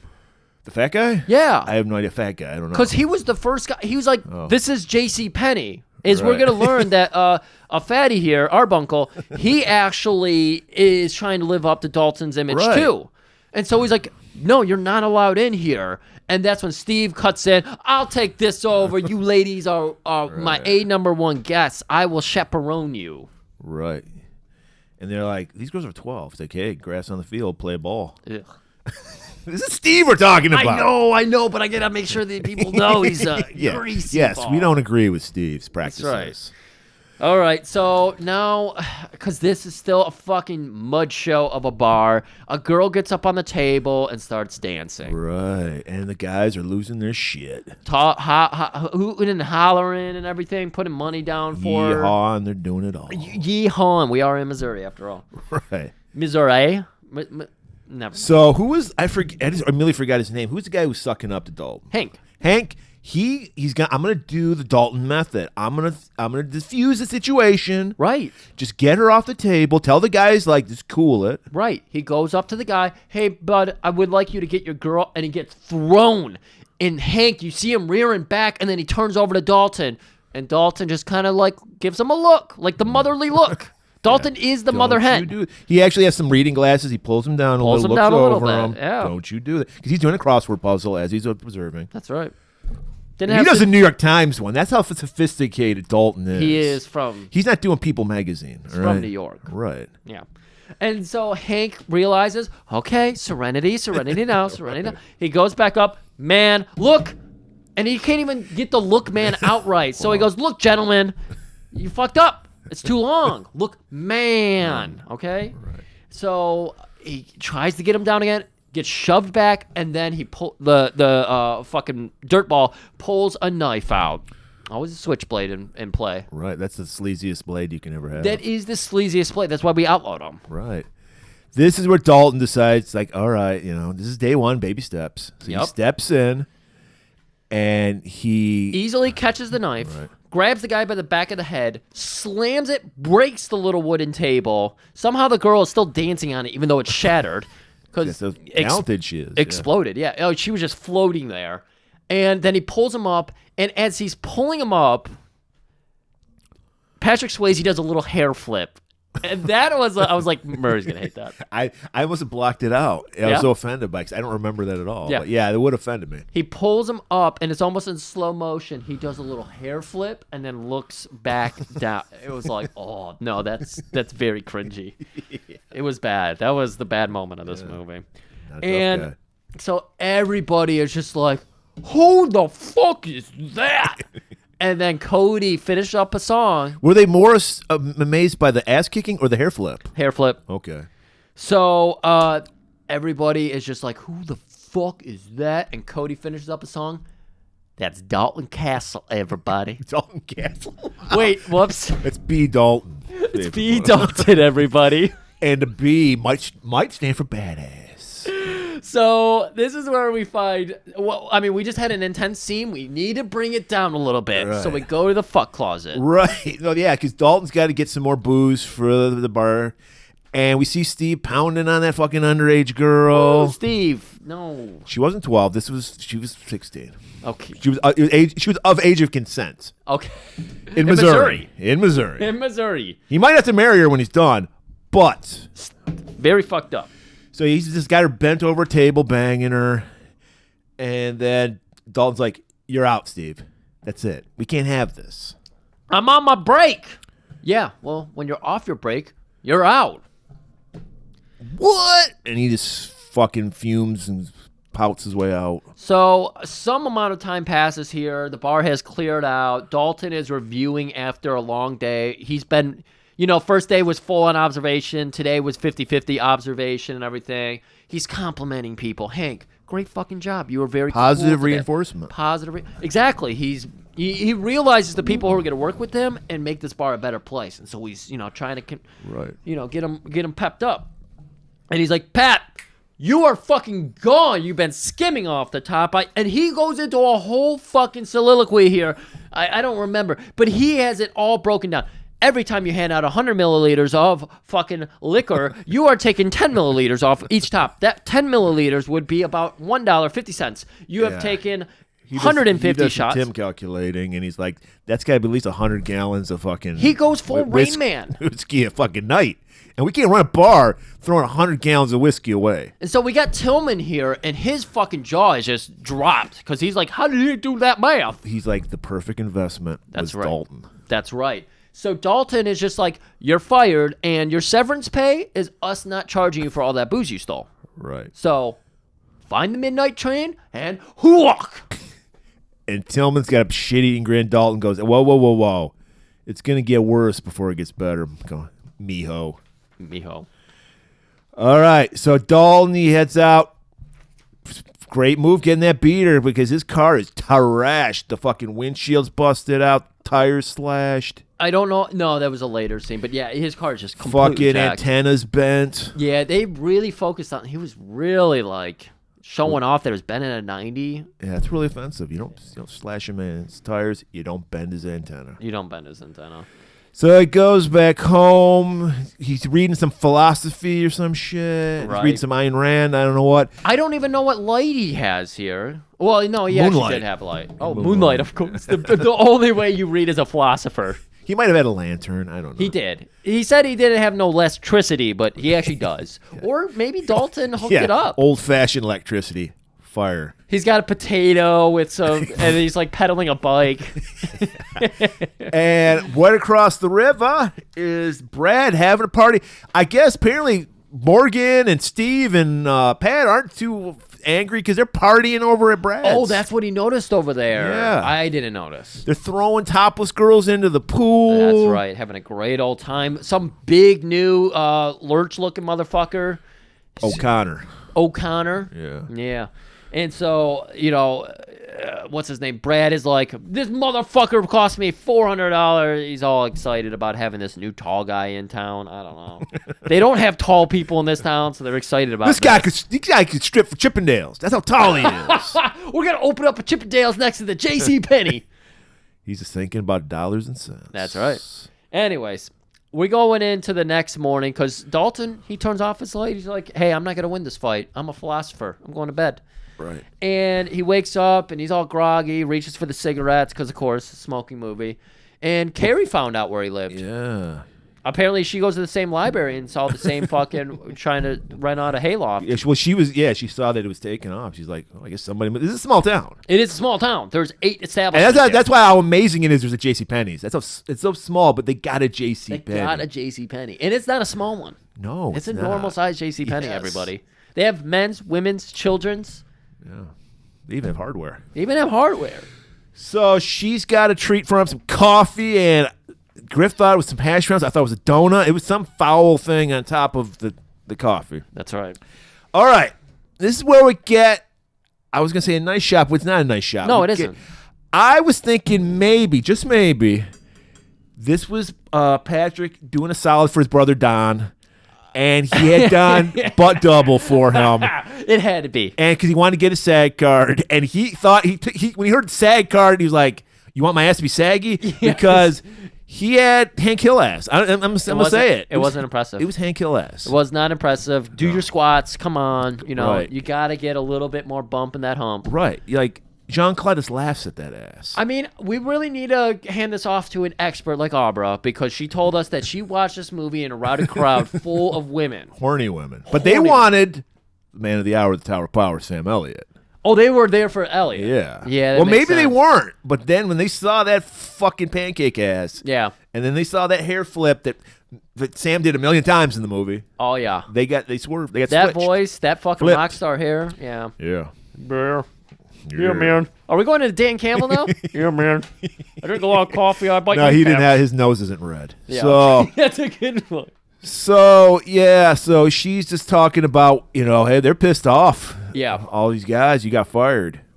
And he's like, I don't fucking give a shit, This is my job. It's what I do. Right.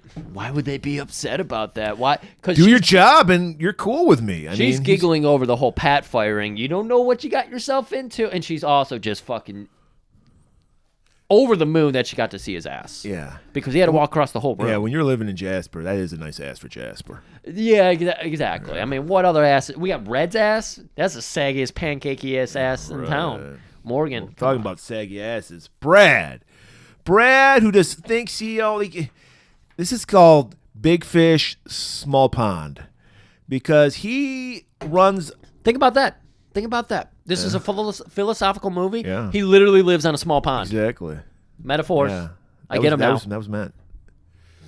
So he's just rocking out to some like soul music or something, some old white guy shit, boomer music, and he's just weaving in and out of traffic because he owns this town, Jasper. Yeah. And our boy fucking Dalton's going back to work. Has to swerve off the road to miss him narrowly. And Brad doesn't even notice. He's like, whatever. This is my world. You all live in it. Right, exactly. So Dalton heads straight over to Red's place because that's the hardware automotive store. Yeah, the automotive store. Right across the street, by the way. To From Double the Double Deuce. Deuce, yeah. Yeah. Convenient. We're saying streets and everything, dirt roads. Yeah. Everything here, you see tumbleweeds rolling. It's Yeah. all that. Well, it's the early days of the Double Deuce. All right. They get paving later on. This is amazing because you literally see the town get electricity. You see the town get streets. Indoor plumbing. No more outhouses.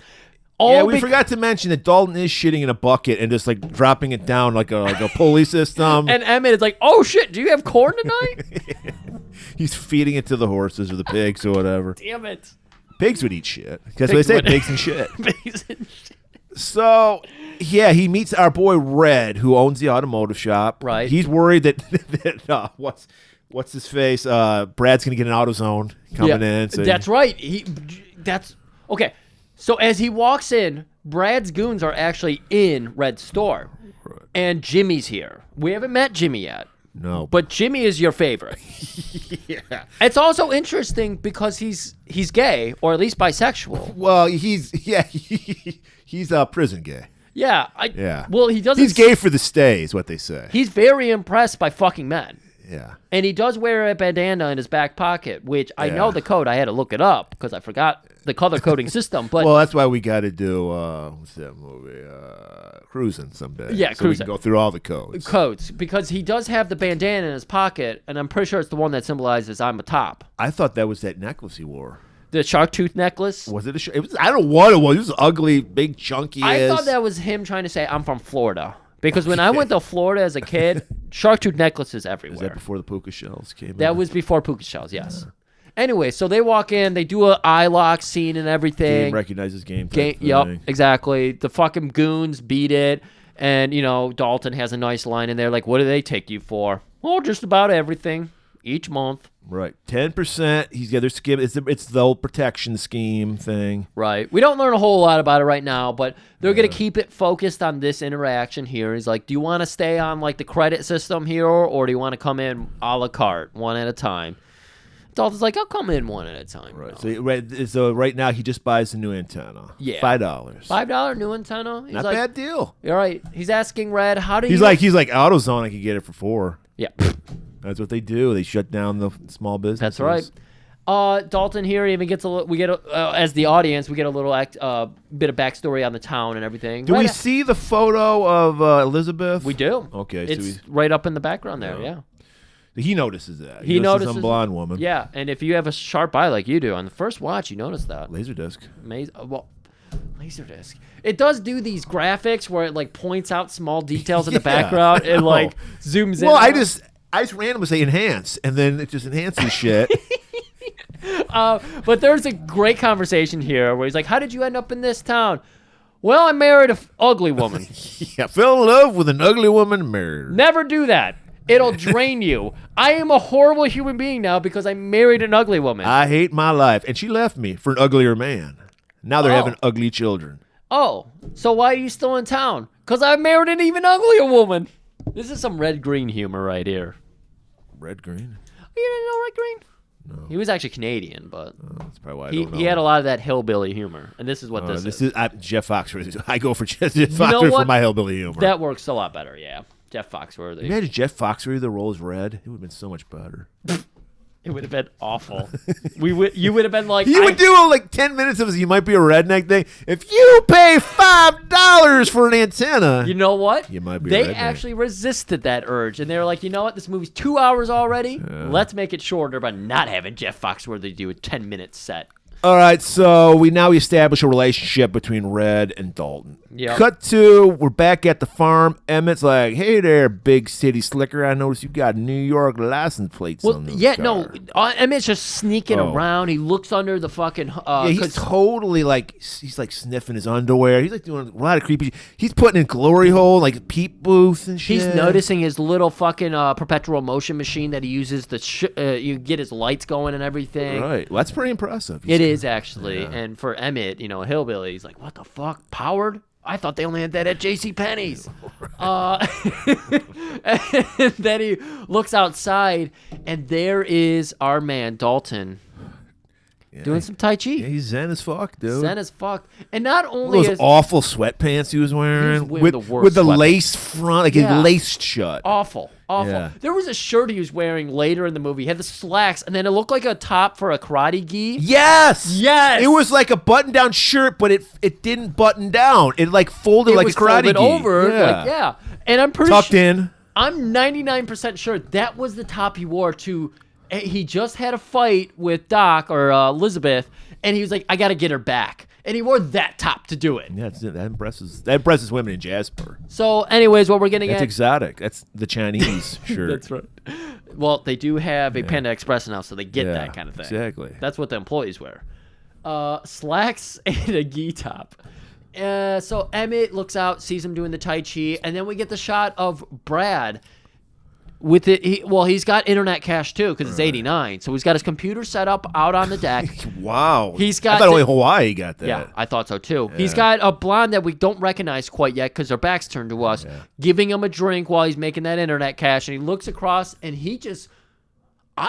Did Brad do some time? Is he also prison gay? Because he's really into. He's obviously done some time before. Yeah.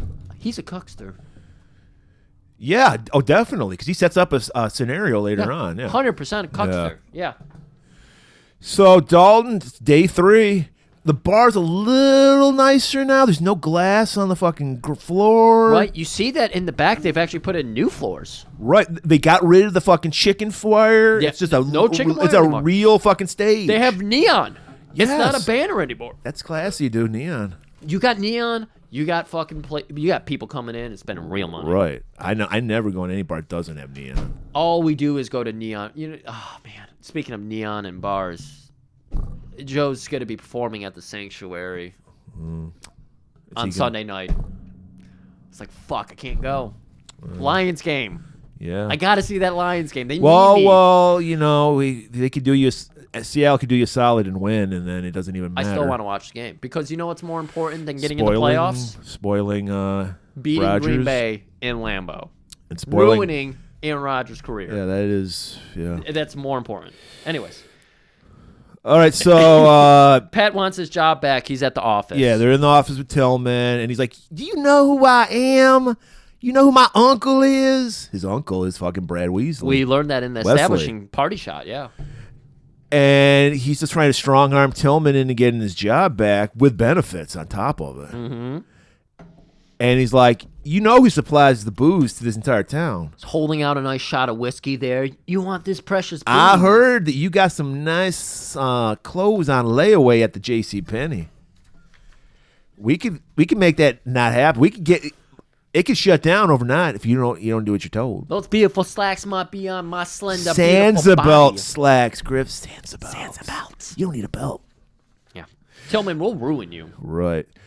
So, of course, Dalton's going to be like, yeah, we can find booze. So Pat's going to pull a knife, and that sets Dalton off. He's going into, defense mode. He's going to throw him the fuck out of the bar. Well, literally. Yeah. It doesn't take very much effort to get Pat out of any situation because he's a scrawny little splatty punk. Right, and he throws him through a plate glass window that overlooks the fucking bar. Yep. And then another fight. There's a million fucking fights break out in this bar. Yeah. So this whole fight just breaks out in the office. Everyone's turned to watch because it banjo music playing in the background. It hasn't opened yet, but yeah, it's still Cody. Always with the soundtrack. Cody's just waiting there for a fight to, do the soundtrack. Because it happened every night since he's been there. Every single in his day residency or night. Yeah, it doesn't matter. He was so impressed with what Dalton's doing. He re-upped his residency. He was ready to move on to the next podunk town. Yeah, and he's like, "No, I'm staying." He was going to go to wherever the Hitcher lives. Hitcherville, that world. Hitcherville is a scary place. He was going to play a gas station. Yeah, it was Twilight. Well, the diner was the gas station. Yeah. So he gets thrown out, and it turns out, not only do we fatty Arbuncle on the good guy side, the bad guys also have their fatty guy. Anti-fatty. Antifat. Antifat. So Antifat slashes Dalton's side because he's got a big Bowie knife. Right. David Bowie knife. And so Dalton's got to get that looked at. He can't even sew that up. Yeah. So he's like, I got to go to the hospital. They finish off all the trouble, and he heads straight over to the hospital. Of course he does. Yeah. And this is, for a reason, we got to have our meet cute. Right. With Elizabeth Clay. Was she wearing a tablecloth at this time? She was not. She was wearing a fucking white jacket. Yeah. That's how we know she's her big old doctor glasses. Yeah, she's serious. And she had a braid. Of course. Because why? Because we need to see her take the glasses off, flick the hair out, go, oh my God, she's beautiful. Wait, this nerd is actually a fucking sexy 80s woman? Yeah, how can a woman be smart and beautiful? I don't get this. Does not compute. You can't bring that could make a robot explode. If you that can. Yeah, RoboCop actually would explode in this situation. So this would be the Seagal scene where we learn how badass our hero is. Yeah. She's like, because Dalton carries around his medical records with him. This is true. We learn a lot about Dalton here. He carries around his medical records. She says that was actually a big help. I appreciate that. Right. He's like, well, if you're in my line of business. But did you hate that they had so many facts exposition in this scene? Did you find this annoying? But this isn't. Wouldn't you say this is a classic Seagal scene where we have to lay off the credentials? It definitely is annoying. Look, Dalton, you're right. Dalton has a mysterious past. I mean, I'm fine with like learning more about his past. Right. But this was like showed a badass. Our hero you got to is. do the exposition dump, and I feel like this was this was at least a clever way of doing it. Yeah. Okay. As opposed to the superior officer being like, he's the greatest guy on the force. Yeah. So I'm okay with this, but yeah. Why does he bring his report cards from like middle school too? I don't know how to get that. That's just so it can lead, because he brings all of his school history, including his degree from New York University in philosophy. Yeah. Socrates philosophy. And he humble brags. She's like, well, what kind of philosophy? Oh, I don't know, the thinking kind. I don't know. Thinking kind. No big deal. I don't. I got a degree. No big deal. Who cares? I don't care. I don't care. So this is where, of course, she's just like, I mean, you seem to be in a lot of pain. What? Do you even feel pain? Pain don't hurt. I was waiting for this to be hammered because all I ever know about this fucking movie is pain don't hurt. No, that's it. Yep. First and last. This is what I appreciate about this movie too. Yeah. That's the line. And if you were down looking at your notes, you might have missed it. Yeah. You might have missed it. And that's what's fucking beautiful. Because she's going to have to staple this thing shut. That's how fucking bad this wound is. Didn't clean it at all. Nope. Blood is still on his side. Still blood. Yeah, she's impressed. So she's good for a Jasper hospital. I don't think she would cut it fucking into Detroit hospital, let alone fucking the big city, the Big Apple. So she's getting ready to staple it shut. Like you said, does not clean up the wound. Maybe she's into fucking Hellraiser or something. Well, yeah, really definitely. She's a sadist and he's a masochist. So yes. They're perfect for each other. They are perfect for each other. Because she literally got a staple. It's not like the medical one. It's a stapler. Home Depot special. Yeah. Oh, it just got Red. one. It's just still got from one Reds. It's still from Reds. Oh, wow. Yeah. Good. Well, yeah, I would hope she'd buy her uncle's fucking, exactly. staple gun. That's how we know it. She's like, I love my uncle so much, I paid $1 extra for this staple gun. I could have got it for fucking $8.99 at Home Depot. You hear Home Depot just opened, thanks to Brad Wesley. That's right. She paid $1 per staple. And she's even like, hey, I got some Panda Express in the back. Do you got some time? And she also notices, like, I couldn't help but notice the stitching you did on that wound on your arm. I like that. Continuity. Yeah. They remembered he got cut just a few days ago because this is another time paradox. I don't know how long he's been here, but no clue. Do you ever win a fight, Dalton? Nobody wins a fight. Ooh, that philosophy. It's so thick. Yeah. He's actually right like about the that. orange chicken sauce at Panda Express. She's like, and then it turns around. It turns around. So she's like, I want to hear some more of that philosophizing you do. Yeah, come on, come back. I got some of that low meine.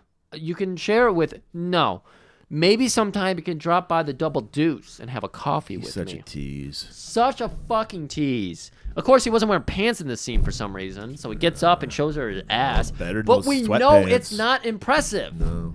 She isn't impressed. She's not a local. But that's what you do, Griff. When you think you're something you're insecure about, wave your ass. Right, wave your ass. That's the white flag. I mean, his ass is very white, very pale, tan that thing. Yeah, he needed a tan. Claude tans it. I could just imagine what Joe Coleman had to say about that ass. Oh, he'd probably walk out on us if he did this with us. I know it would have been bad. That's why we couldn't invite him on. Yeah. Anyways, next day, Brad's stooges are licking their wounds. They're arriving at Brad's place, and they bring a goddamn monster truck. Yeah. This is such a podunk town being run by a millionaire that they can do whatever the fuck they want. He probably isn't even. He's a podunk millionaire. He probably makes like fucking $100,000 a year, Maybe. Which is like back then would be like, oh my god. But he draws big water, and he gets 10% off of every business. Right. So gets his beak wet. That's a lot. So they run up. He is fucking. These guys, they're like they're there to to just apologize to Brad because Brad's fucking pissed. Because remember, the day before they went to Tillman and they were trying to strong arm, get Pat And back we his got job. O'Connor, the tallest man in Jasper. He's like, what do I pay you for? I pay you to be the tallest man in this city and to kick ass. You're weak. And then he punches him in the face and you Right. bleed easy, boy. Can we just point out, I don't think people, if you haven't seen this movie, Brad is an 80-year-old man. 80. This is our villain. 3 weeks in a row, Ben Murray. Gazzara, 80-year-old man. 3 weeks in a row, we've had weak top villains. Yeah, it's bugging Thulsa me. Doom, played by James Earl Jones. Yeah. Well, I thought he was cool. But You yeah. know he's cool as Yeah, shit. but- It's 100% a pass there. Because he was playing the mental game, which is how you Right. get to Arnold. Right. And then you had, what's his name last week? Ninja Bot. I don't know what the fuck. Ninja Bob was the top villain, McDaggett. CEO and McDaggett were the Yeah. top two, and they both suck. Yeah. And now we've got this guy, this old I fuck. hate it. We're probably going to keep that Trend going next going, week? yeah, but Okay. it'll be fun. Okay. So, okay, because in the movie we're going to do, the villains are never allowed to get anything in. That's a little clue to what we're doing next week. Right. But We just learned that... beats the fuck out of O'Connor.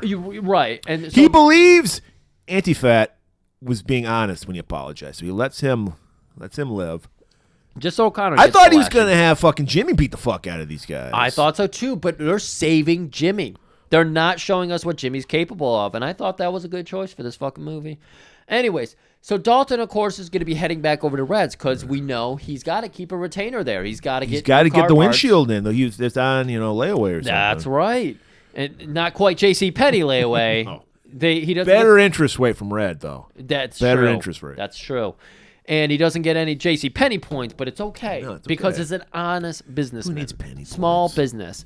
So as he's pulling up, Brad's goons are already in their car and they're leaving. They're giggling, so something's Right. bad happened. Dalton walks inside and there's a big old mess. And this is where we learn about the math of the situation. Yeah, well, they just poked holes in all the oil fucking cans or whatever. Yeah. Which is a fucking mess. Clean up oil, but It is. So And that they would knocked be us- that they would knocked- be that would be They the knocked passive themselves aggressive over, way too. to piss somebody off. Yeah. So we see Red. Obviously, this has happened before because he's just like, got the mop out. He's like, what the fuck happened? What does Brad take from you?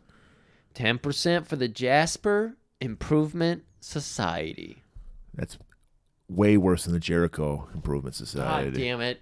So it's like, so it dawns on him. He's like, I got to take this motherfucker out. This guy's bad news. It's so hard. Even his philosophical brain can't figure it out. And he's smart enough to know it's ignorant to try to take this on by myself. I'm going to call the greatest guru of my time and space, Wade Garrett.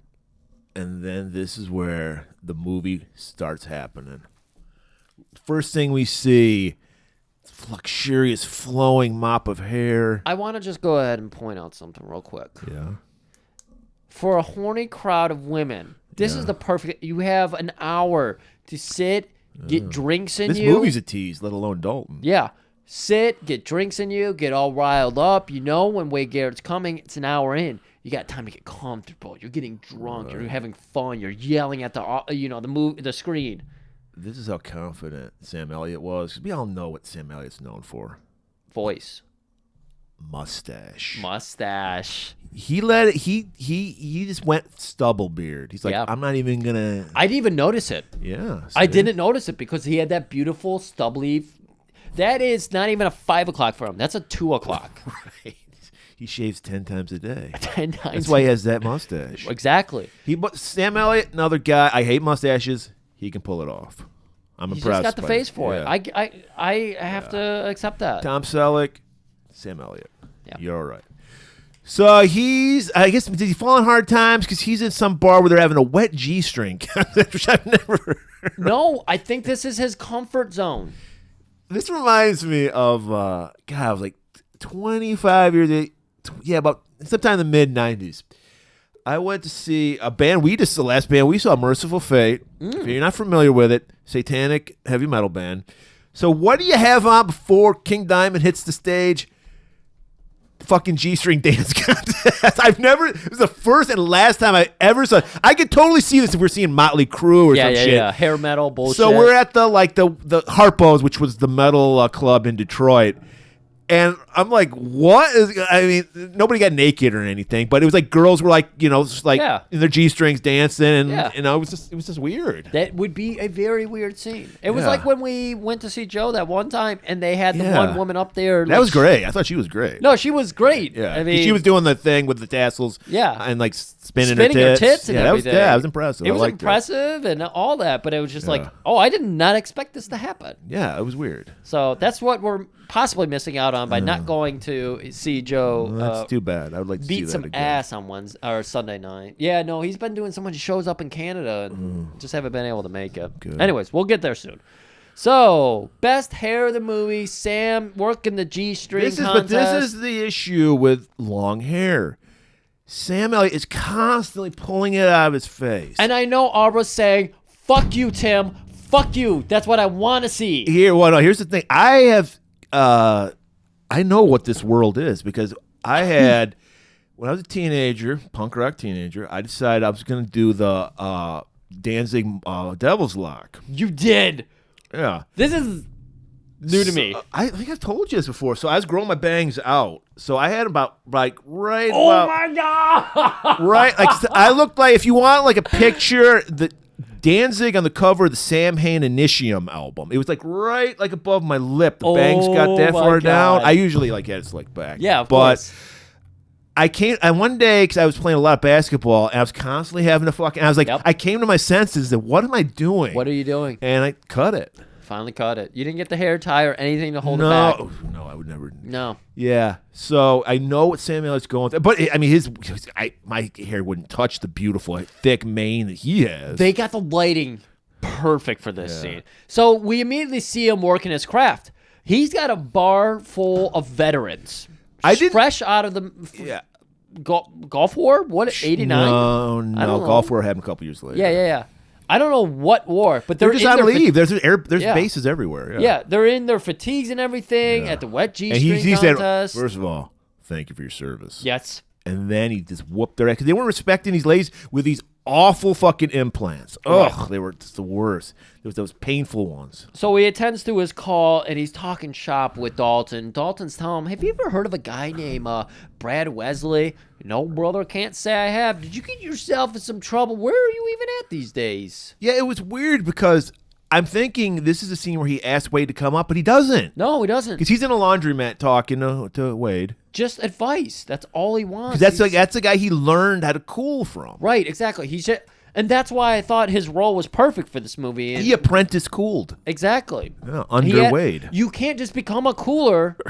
Well, maybe Wade did, but it's like, you know, why put in all the time and effort if you can just learn from somebody? That's a very real thing to do, Adam Page. So they're talking, like you said, talking shop. Look here, mijo. I got a fucking G-string contest going on. I got to go. And he's like, well, thanks, Yanks. You know, it's just nice hearing your voice, Wade. We'll meet up on later on. So now, of course, Dalton, after talking to his fucking hero, he's just full of fucking energy. His smile is brighter and everything. He's got a lady nearby who might be wearing a fucking tabletop. Are you saying he lost his smile? I'm not saying that. I'm just saying that, you know, work is hard. Yeah. You know, he's got a big mission in front of him, and hearing Wade's voice put a smile on his face. That's all. Right. And so it was just that moment when you hear that, you know, your favorite customer gave you $100 tip or something. He's just elated right now. So he's going back over to the bar where he hangs out for his coffee. Dues, doubled in size. Yeah. The parking lot is paved now. Fucking handicap parking and everything. Right. So, I mean, we haven't even seen the exterior of this place because Denise is so fucking horny. And now that Denise Dalton is the super trashy chick. Yeah, super trashy earlier. chick. And now that Dalton has got this fucking huge energy, she's just like, I can't take it anymore. You need to take me home. I won't even ask you to eat my pussy. I just need to see your penis so bad. I've been hearing tales about your pancake ass, and I got to see it. I got to see it. Carrie's been tattling everywhere. And Dalton hits her with, I'm shy. Right. He's a cock tease. This is where trouble starts brewing because Jimmy shows up and pulls Denise away. Right. And at first you think it's because this is Jimmy's girl. Right. It is not. Well, it seems like she's everybody's girl later on. That's true. Because we'll learn what Brad's specialty, what his kink is. Right. So yeah, drags her out, and then some minor goons come in. We see one guy clearly has a boot knife in his cowboy boot, and Dalton goes into Steven Seagal vision and goes, knife boot, right? Keep an eye on that. Right. Even though it immediately comes into play. Right. The fight just breaks out. Yeah. And they handle their shit. They take it outside. Yep. Exactly what he told them. See, Right. the story unfolds learning. perfectly because they're learning the lessons slowly. They take their lumps, but they took this fight outside just as Dalton taught them. Right. And they kick ass. And they kick so much ass. Elizabeth, who just happened to be showing up and is standing on that porch. Just happened to be. Yep, just happened to be wearing her tabletop dress. Yes. She notices it, and she's a little turned on by that. She wants to pretend to be the sophisticated type, but she's Yeah. from fucking Jasper. She has gone to the mud shows plenty of times. She likes violence. She loved stapling him. They all do. Sadist, masochist. Yeah. You said it, and it's true. Right. So she's like biting her lip and everything, and he's like, "Oh, hey, Elizabeth, Doc," as he calls her. Yep. I know what's her name called him Doc. I didn't notice that Dalton actually He did called call her her Doc. Oh, yeah. okay. Well, he's probably copying Wade. It might have been because Wade. Is How a trendsetter. how good a friend are they? Because Wade puts the moves on her like almost immediately. Well, we'll get into that later. Wade's definitely He wades into the water. Anyway, so they're gonna go. You know, the bar just apparently closes because we just followed them, and they go out. Well, And everything's like he's like, my baby boys have become men. Like they didn't really need me. Yeah. I can step away for a couple hours. Right. So they go over to an all-night diner. By the way, okay, the great Keith David, wasted as the new bartender. He's this black bartender. No lines. You didn't recognize him, but you will recognize him when I say he's the black guy from The Thing, the bald guy. But he had hair in this one. Keith David's great. He was wasted. Should have had at least a line or two. Something, even if it was just complimentary. He just hands a toward phone Dalton. to Dalton once. Yeah. And gets him coffee. That's all he does. You're right. All he did. But even then, he shined because I did notice him. Yeah. He stood out. And I was like, this guy's in Jasper? Yeah. Yeah. It's like it's like Detroit. There are no black people in the South, Griff. Come on. It wouldn't be in a honky tonk bar, that's for damn sure. But yeah. So they go out for coffee. Of course, some diner, yeah. Liz has all kinds of questions about him and his philosophy, where he's coming from and everything. And he's like, "What? How do you deal with all these people? Like, I mean, who are the worst people? What are the best people? And I don't know. What kind of danger do you get yourself into?" Well, look, the ones looking for trouble are actually no problem. It's the ones that are ready for trouble you got to look out for. Oh, and you see her just snapping on a biscotti because they have those all over Jasper. They just got him in. Yes. Thanks to Brad was more important than people think he was. Yeah. I would say fuck Dalton. I want Brad to run my town because I want that Dairy Queen. Exactly. Dairy Queen? Are you kidding me? Blizzards. Are they going to get a real Dairy Queen with the burgers and the chicken tenders too? Eat inside Dairy Queen, not the fucking like the one you just walk up to. Yeah. You could the restaurant. You can dine inside. Woo! Yeah. That's They're putting Jasper on the map. Yeah. They need a Kid Rock though. Don't we all need a Kid Rock? That if they did it now, Kid Rock would have been Cody's role. 100%. So, oh my God, I hate that. That image just it would have, it would have. No, you're right. Yeah. So, of course, Dalton's got to play hard defense, Murray's favorite kind of basketball. Yeah. And he's just like, hey, I'm not that nice of a guy. And as he finishes his sentence, he turns and stops a hobo behind him from falling out of his chair because he's too drunk. And she's like, I never said you were a nice guy. This is what's planting seeds for, I think, a more interesting movie than we got. Oh, interesting. Because until now, we always thought Dalton, calm, cool, and collected. Now we're learning he does have a dark side. He has a violent, dark side. And that intrigued me. I'm like, I like that. They need to go more into that. They need to lean into that. Yeah. They don't really do that. You don't like how they leaned into it. Okay. I don't like that they didn't lean into it. So after he's done hinting and she's done, getting kind of sexy with it and everything, he pays off the bum's tab. Pulls out a big wad, what you do in front of a lady. Flips off a couple His Magnum hundreds. condom falls on the floor, right. 8 of them. Oh, yeah. I'm not going to need this tonight. That was a 12-pack. 4 are missing. I did the math.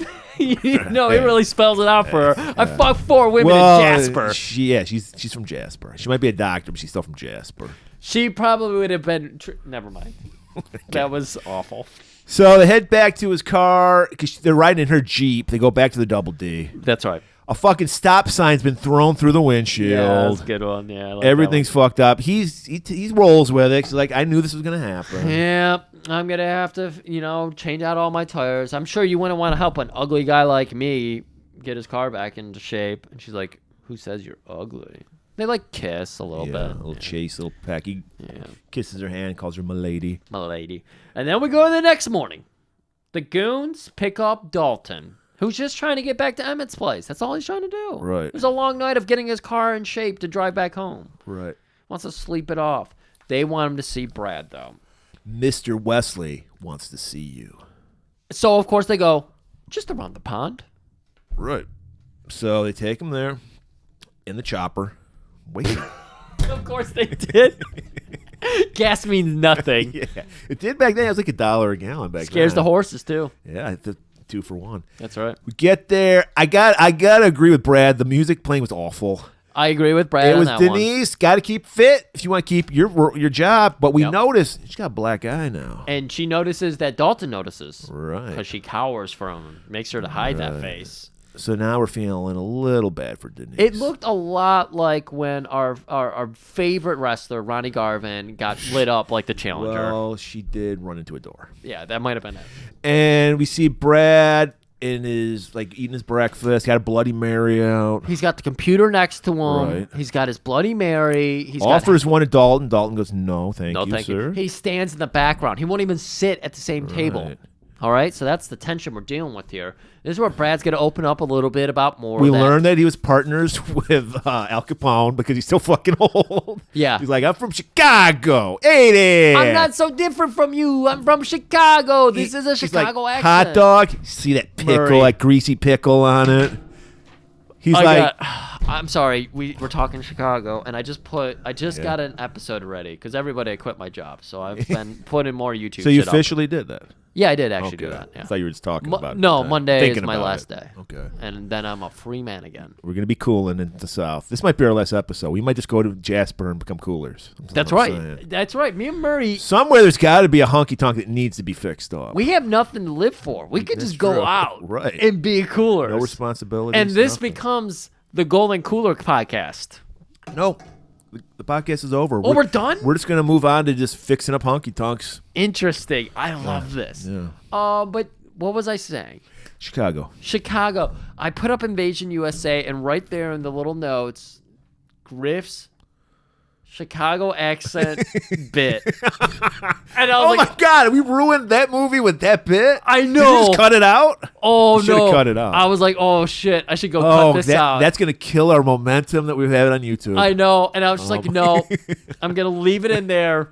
Please tell me how fucking cringy because I hope we get so much hate comments. I know. That. Early on, everybody was trying to be, because this was like 20 episodes in. It was really early. If that, yeah. Everyone was being very supportive of everything, and everyone was like, Griff, no. No. I remember doing it. It was rough. But that was our fault. Sometimes we try to wing it and we just fuck up. And that's what improvisation is, people. Sometimes you fail. Yeah. So all you people that script your shit, don't do that. No. Just don't be afraid to just fucking fall on your face. And believe me, we fell on our face. Oh my gosh. We were a couple baby birds, and here we are as majestic fucking, not eagles, because they screech like bitches. We're hawks. That's why we gotten so great. Yeah. It's called practice. That's why often in our summer episodes you can hear red-tailed hawks in the background. Right. And you can hear them. Right. They want to fuck us because we sound so like Fox. How do you think I attracted Kayla? That's all I did. I showed up to the date and just fed her spit some food into her mouth like a baby bird. We worked up to that. Baby burden, that's his kink. Baby burden. Yeah, that's right. Okay, so we learned that he's from Chicago, offers those greasy pickles. Dalton's like, when I spent some time in Detroit, I learned the way to have a hot dog is chili, mustard, and onions. Do you have any of that? And he's like, I don't eat that shit. Fuck Detroit. God, that's fucking bullshit. Bring that into my town. So this is where he just starts humble brags. You notice that fucking Lane Bryant that just came in? That was me. I own this town. I own all the people in it, and nothing gets done in this town without me. I'm bringing in a little guy named Guy Fieri. You probably never heard of him. World-class chef. And I need somebody to bounce for his bar. I want to hire you, Dalton. I hear you're the best. I'm not for sale. Boom. Even if I give you $1 million. Not even that. He just walks in. He's like, oh, well, I heard about something that happened at Memphis that you were involved with. And we're like, ooh, intrigued. What happened in Memphis? Memphis? Are you saying that You Dalton? left? Did he talk about, like, left the body, or did he just say Memphis? I don't remember. Oh, no. He just insisted Memphis, and you were in court, and you were convicted. Was he convicted? No. I thought it was self-defense. It was self-defense. Yeah. He got off. He was convicted. Well, oh, no. Convicted is the wrong word. Right. I forget the jury words. You were just arrested. Arrested. You were acquitted. Acquitted. Thank you. Because he went to trial, but they ended up giving him self-defense. So we're hearing the story from one side here, and he's like, if you don't want this to show, make it back into the light of day, then maybe you should work for me. No way, buddy. Dalton won't sell out, though. He's Tai Chi man. He's a philosopher. He made a deal with Tillman, and he's going to see it through.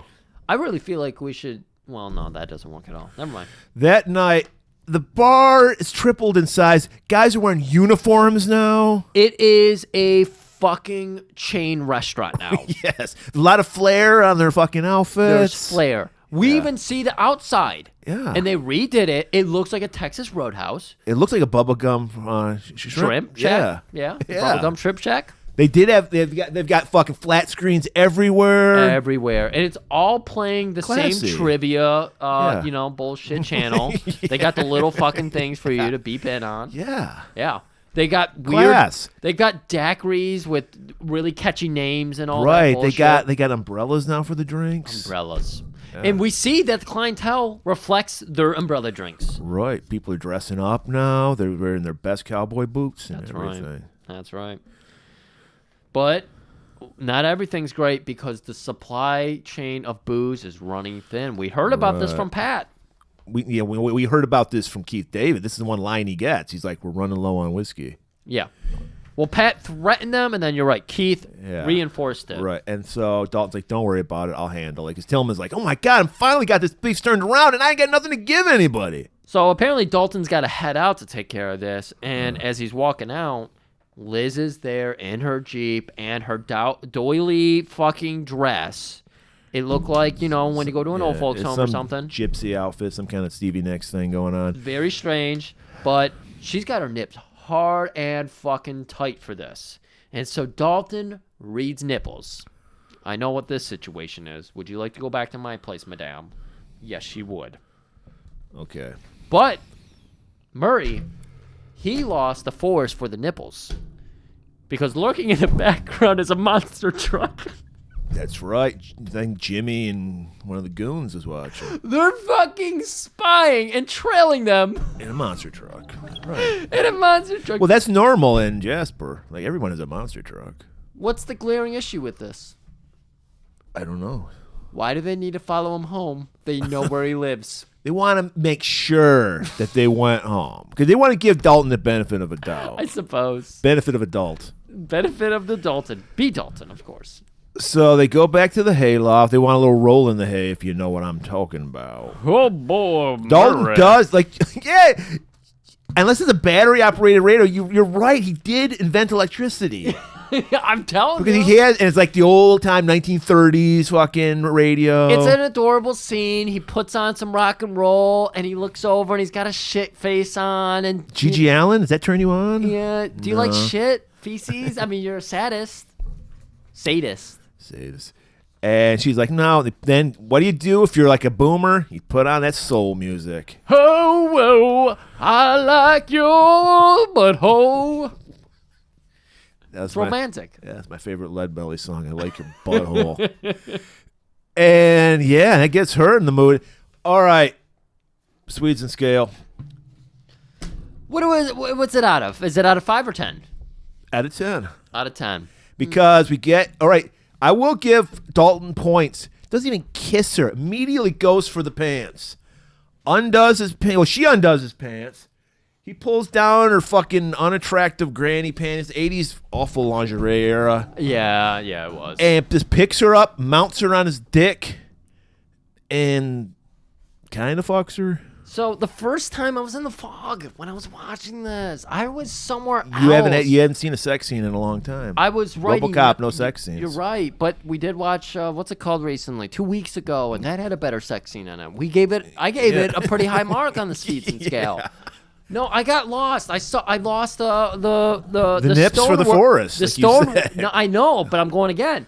I lost the stonework for the fireplace here because I saw a fireplace. I didn't. You can't have a fireplace in a hayloft. You could, but we went back and reviewed it right before we recorded because I gave this a high mark, and then I went back because I was like, fuckable music, doilies, coasters sexual for their choreography. Butts.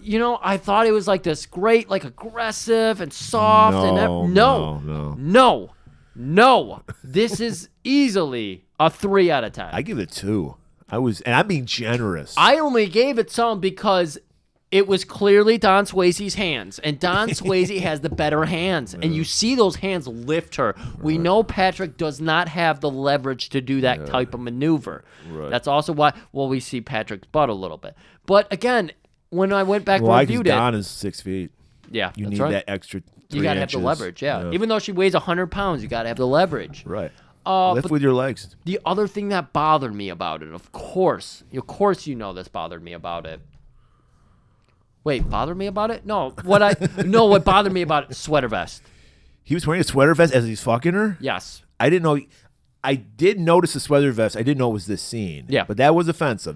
That's a very Friends look. That is a very Friends. That's like Ross. a white T-shirt with a sweater vest. Baggy white T-shirt with a baggy sweater, like creamy white beige sweater vest. Yeah. If you want to see Ross fuck anything, then this is what you want to watch. I don't want to see Chandler fuck anything. So I imagine Aubrey will back us up on this, of course. She always backs us up. She's our only female friend. This is the worst fucking scene ever. Yeah. It only gets good after they're done. And so you get a 3 out of 10 for the fuck scene, and I give it like a few points for the after fuck when Elizabeth gets up and you see her butt. Yeah. I'll give them like a point or 2 for that. And then they're both naked on the rooftop. Yeah, because he's just sprawled out naked on the roof, smoking a cigarette. And there's something great about that. Okay. I don't know. I just thought that was kind of unique. Fucking on a roof? Yeah, you don't see that. Well, that's why often they sell the Airbnb, Murray. Up on the roof. Fucking. So, that you know what? That's probably why Brad hates Emmett so much, because he wants to buy the fucking farm to make it an Airbnb. That might have been it. We've been kind of circling our wheels on what this situation is. That might be it. But we also know, as I said, Brad is the number 1 cuckster in Jasper. Because Brad has got his theater, opera glasses out, and he is watching this. He has shooed Denise away. He's got the coconut oil out. He is fucking enjoying his evening. He's got the bubbling brook. Yeah, and he was. Where was the hot tub at? He should have been in a hot tub. He doesn't have a hot tub yet. They think Jacuzzi World hasn't come into Jasper. He hasn't got the Jacuzzi World into town. Yeah. He's working on that. He's got to get 15% out of everybody before he can afford that one. That's an endeavor. Because all of his low-falutin fucking clientele can't buy a hot tub. Right. They it's have just 89 people. They have hot tubs. Yeah. You know? It's just a tub, which we see Emmett has, because Emmett does get his hot tub. That's right. Yeah. It's just a metal tub that he puts over a fire. Why are we so good at this? Because we're the best. That's why don't hate us because of Invasion USA. We were babies then. We're grown men now. All right. So Dalton, of course, is going to be arriving to work. He's wobbly in the knees, though, because he's been fucking all night. We learned that. Don't fuck before a fight. That's right. And we even learned that lesson from Wade because he's got the fucked up knees. So, okay. Right. All right. So after that bad fuck, Dalton shows up for work the next day. Weak in the knees. Weak in the knees. He gets pulled aside by Cody, and apparently the blind man sees everything that's going on in this town. As they always do. Because he's just like, hey man, look out for that Brad guy. He wanted Doc, Elizabeth. For so long, he's wanted her, and he's going to be pissed off if he sees you. I know you fucked her. I heard it. My senses, I heard that. Elizabeth, born and bred here, left town, drove Brad Wesley insane. And now that she's back, it's the greatest tease of all time. Right. Because she came back because she felt she owed it to her Uncle Red, who took care of her when her parents died. Damn right. So, all right. And speaking of people arriving, Wade wades his way into this fucking bar. Oh. Hey there, mijo. And again, we've been talking about the progression of the city. We see that Wade has a nice, smooth road to drive in on. Parking lot, beautiful. I think the Illiches designed it. Yeah. Perfection. Yeah. Little Caesars, breadsticks everywhere. You're like, wow, this looks like a Buster's you got here. You really cleaned this place up. You really cleaned this. This kid's doing some great fucking work. You got the ski balls. Think about that. The philosophy here, the message of the movie is it takes the smallest person to build a city. It took a bouncer cooler. Brad Wesley, the smallest person, built that city. No. On rock and roll. On rock and roll. And we like to rock. That's right. We like to roll. We like to boogie? That's going to Terry Funk. Oh, okay. So, so he's like, hey there, mijo. And they just bro hug. And it's No, they don't even meet yet. Oh, you're right. Come on. I know you want to get through this, but Murray, let's give it its due diligence here. We're going to get through it quickly, guys. Yeah, he shows up looking for Dalton. That's right. Looking for a Dalton. But I can't find no Dalton. Murray, could you just let everybody know what you're doing here? That's I don't know. Maybe we could just put the dialogue from Dr. D in there. They can hear for themselves. Dave, the Redneck Schultz, as the fans call you, you see something like this happen, it's got to be upsetting to you. It don't upset me at all, baby. Let me tell you, I think it's great. You know what I mean? If you're going to go on the hunt, you got to be able to run with the big boys. If he can't run with the big boys, he should get out. He shouldn't come out here. Last time I was in San Francisco, I went downtown looking for a woman. You know what I mean? I wanted a woman. I couldn't find a woman. I found a lot of men that look like women. Now, you, Hulk Hogan, you belong in San Francisco. What's wrong with you, Gene? I'm telling you like it is, baby. You belong in San Francisco. That's your kind of place. That's your kind of people, because you've never had a woman, baby. And now I'm challenging you. You right now. So Dalton's out back. There's getting the new the booze because he got another an alternate thing. I thought he arranged it through Wade, which is why they're showing up at the same time. I had no idea why Wade's here because maybe it had to have been cut like on the cutting room floor. But it had to be. There had to be like that scene where he was talking to him had to have been like this. I need your help. This feels a little too distant even for an old movie to not explain why Wade is just suddenly showing up. Right. So I agree. Because I don't even believe Dalton told him where he was in the conversation. He mentioned the name.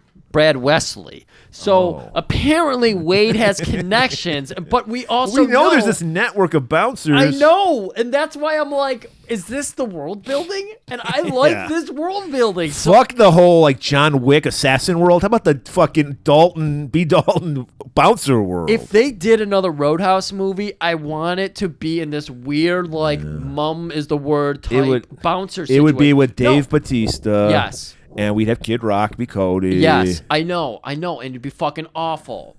It wouldn't work. But still, it's like there's so much foundation here I like. Anyways, shows up, goes in the bar. He immediately is like, "Give me a beer, my friend." Is there a guy, a little weaselly little motherfucker named Dalton? Wishes around? he had this rock star hair as he flicks the hair out of his face. A man with shit-ass hair. And fucking Keith knows the drill. He's just like, shit, sir, I know that hair. Your friend, he's out back. Speaking out back, this is where we see them loading up. Like, we got Morgan, we got all the goons. Jimmy there? I think all the goons are there. Jimmy was not Tallest here. guy in Jasper's there, O'Connor. Jimmy was not here. We saved that fight for later. O'Connor's there. Morgan is here. Yeah, Morgan's there and O'Connor's there. Yep. He's the tallest man. I noticed that.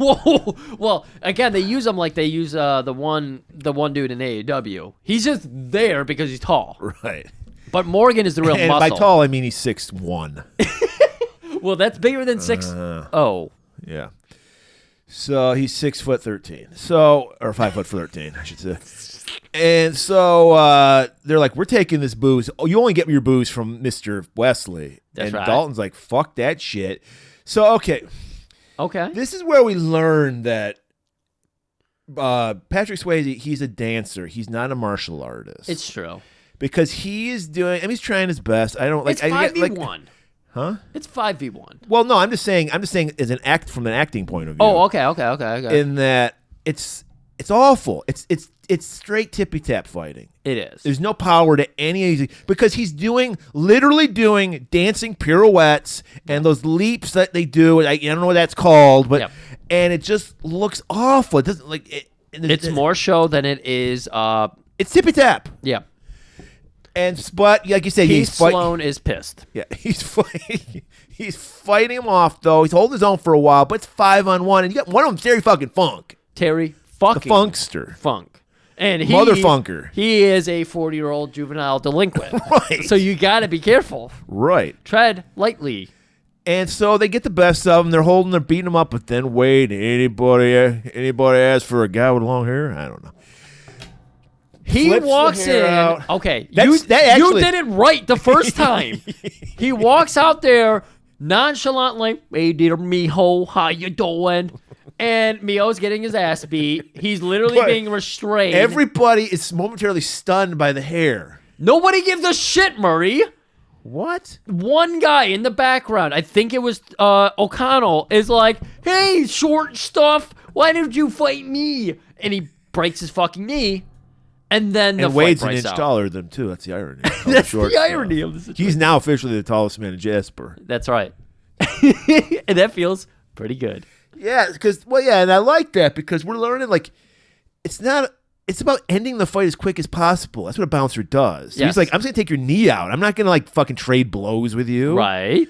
And it helps that, like, fucking Sam Elliott's, like, fucking skinny as a fucking, Yeah, no, he's tiny, and you see him even nursing the knee in this fight. Like, he's constantly, hobbling on that knee. But it's okay because the two men are so fucking impressive. They easily take out this crowd when Wade comes in and settles the score. Right. And that's when, everybody else comes out and, witnesses them just fucking wreaking havoc on all these goons. And they're like, oh my God. We can fight back. They're inspiring. You're right. We built this city on booze and Cody. Built this city on booze and Cody.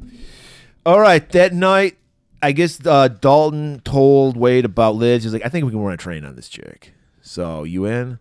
Eiffel Tower? This is what I'm saying. Tower I don't Bros? think he's jealous because I think him and Wade have been trading girls for the longest time. I'm wondering if Dalton's into sex. I mean, he teases so much. Well, we saw him kind of fuck in his sweater vest. Kind of fuck, right. You're right. Kind of fuck. Kind of fuck. And he turned down. I would have turned she down. She lives in Jasper, he so turns she probably down doesn't know a Denise, good which fuck. I would do, but still. So when we get two bros together, you got to pull out the war stories. You got to hey, I got this scar right here, and then he goes, "Look here, mijo. You want to see a scar? I got this bite in kneecaps." Sam Elliott unzips the longest and loudest fly I've ever seen. It's a foot-long close-up shot. Pulls down his pants. We get a little bit of the little graying pubes over the edge. And he shows off a scar on his hip. Yeah. And some woman gave it to him or some shit. I don't even remember. Well, yeah, that's what fucking Elizabeth says. Oh, did you get that with the woman? He goes, yeah, that's right, miss. Wow, that was a great line there. Yeah. Thank you. So they're like, and then he's like, it's like 6 a.m, and Wade's like, I don't want to go dancing.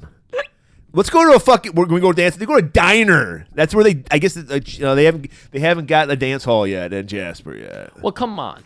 I mean, it is also 8 a.m. Right.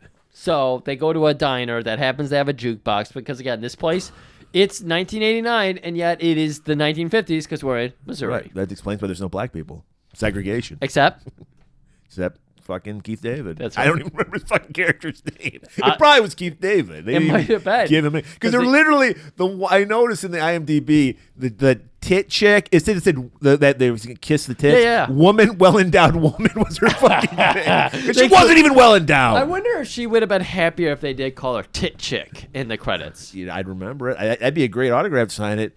Whatever, tit chick. Tit Chick. Breast wishes, tit Breast chick. wishes, Tit Chick. That would be good, yeah. So, all right. So, Wade is dancing with Elizabeth.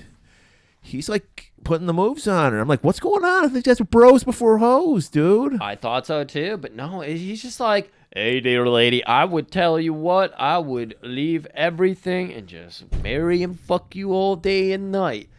She's like, that is so adorable. I got to take a dump. So Yeah. she's like, I got to excuse myself. So she takes off. He sits down by Dalton. Dalton's like brooding. I guess reality's hitting home. It's the joy of seeing Wade's worn off, and now it's back to his problems that he has. Yeah. Everything. It only took him like 2 weeks after going from the situation of getting the double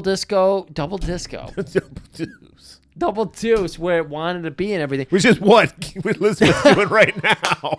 That's what that was the problem. I was thinking about her doing a poop, and I said the double. Okay, double flush is what she's doing. Trump's bit works still. The water in our country is fucked up. It's a gift that keeps on giving. And so we're having the real conversation. Reality has caught up with him, and he's just like, "There's no way. Everything's too real here. Everything's too right here. I've got a woman. I've got a bar. I've got a hayloft. I've got electricity. I got electricity." Look here, mijo. You can't be beating yourself up what happened in Memphis. What were you going to do? It was either him or you. The guy pulled a gun on you. What are you supposed to do, die or kill him? Let it go. Dalton just kind of puts a hand to his chin. He's like, I don't know. Tips an empty beer bottle towards him, and then,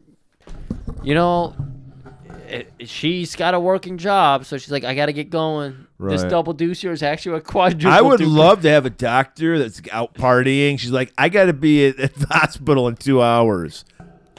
I'm going to take a horror shower. What and do you just go think the straight fucking there. doctors are doing today? I don't think They're humans too. Yeah, but every there's a doctor who is the worst in his class. So yeah. No. Hospitals are giant high schools. Well, they're all fucking each other, man. They're all staying up too late. They're doing weird drugs. They're coming in high and shit. I'm sorry. I'm ruining it for you. Did you learn that from the Kojak episode we did? Yeah. There was a lot of fucking going on. There is so much. And they're so fucking horny, they're even willing to fuck the people Well, who are dead? unordinary, let's say. The unordinaries. What does that mean? Because that guy was a fucking gremlin. Ugly. If you can say that, can't you? Is that offensive? To say fuck ugly people now? You have to say unordinary? I was trying to be a little more creative about it. Oh, you weren't. Oh, okay. All right, so next night, fucking they got the skee ball, they got the fucking foosball tables put in. This is looking like a really nice place now. I would actually go to this bar. It is full Dave and Buster's now, is what you're telling us, because exactly. they have nice, like I said. Yeah, they got the fucking tickets. You can get the stuffed animals. Well, you said that. That's why I was putting words to the mumble you were throwing out there for us. We're helping each other out. But yes, I am gonna shit on you a little bit because it is a double deucer. Okay. So while they're just getting ready to open up, they hear some sirens. Go out and they see that Red's auto place is on fire. Oh, Red's auto place on fire. And apparently he was keeping a lot of gasoline there because the place just blows up, explodes. It's full of accelerants, oil, various bombs, antifreeze, yeah. Brake fluid, super explosive. So we see Red show up. He's like, "That's my business," crying. Yeah. They go back into the double deuce, and fucking Brad's there gloating. Just throws open the double doors to the double deuce, walks in, skee ball all around. He's being a double douche. And of course, double douche is actually the name of their fucking favorite drink in this bar. So double douches all around. You dip a tampon in your tampon soaked in vodka that they put inside the. Douche isn't a tampon. No, but I'm just saying I know Oh, shit. okay. It's in the world. Okay. Yeah. I guess they could put the drink in a douche bottle. There we go. That's what I'm talking about. That's really gross. And it's like a squeeze bottle. It's like you're like a hamster. So, Well, look, we're in Missouri, Murray. Would you expect any less? Yeah. Yeah. I wouldn't. No, you're right. Yeah. Okay. So he's just gloating. He's like, yeah, I guess somebody's going to have to go to AutoZone to get their shit. Get in the zone. And he's like, you know what? This is a real dour time. Denise, cheer everybody up. Band, start playing. And apparently, Cody is happy in his role of just playing music. He does what he says, yeah. Because he gets out the slide guitar and he starts playing a riff for a lady to dance to. He's playing Girls, Girls, Girls by Motley Crue. There we go. And if you hear that as you're a girl and you're a slut, you got to take your clothes off. You got to take your clothes off. So Denise starts to strip in. She's got those fucking horrible fucking granny panties on. And 80s, man. You said it. Yeah, it was awful. Even in 89. Yeah.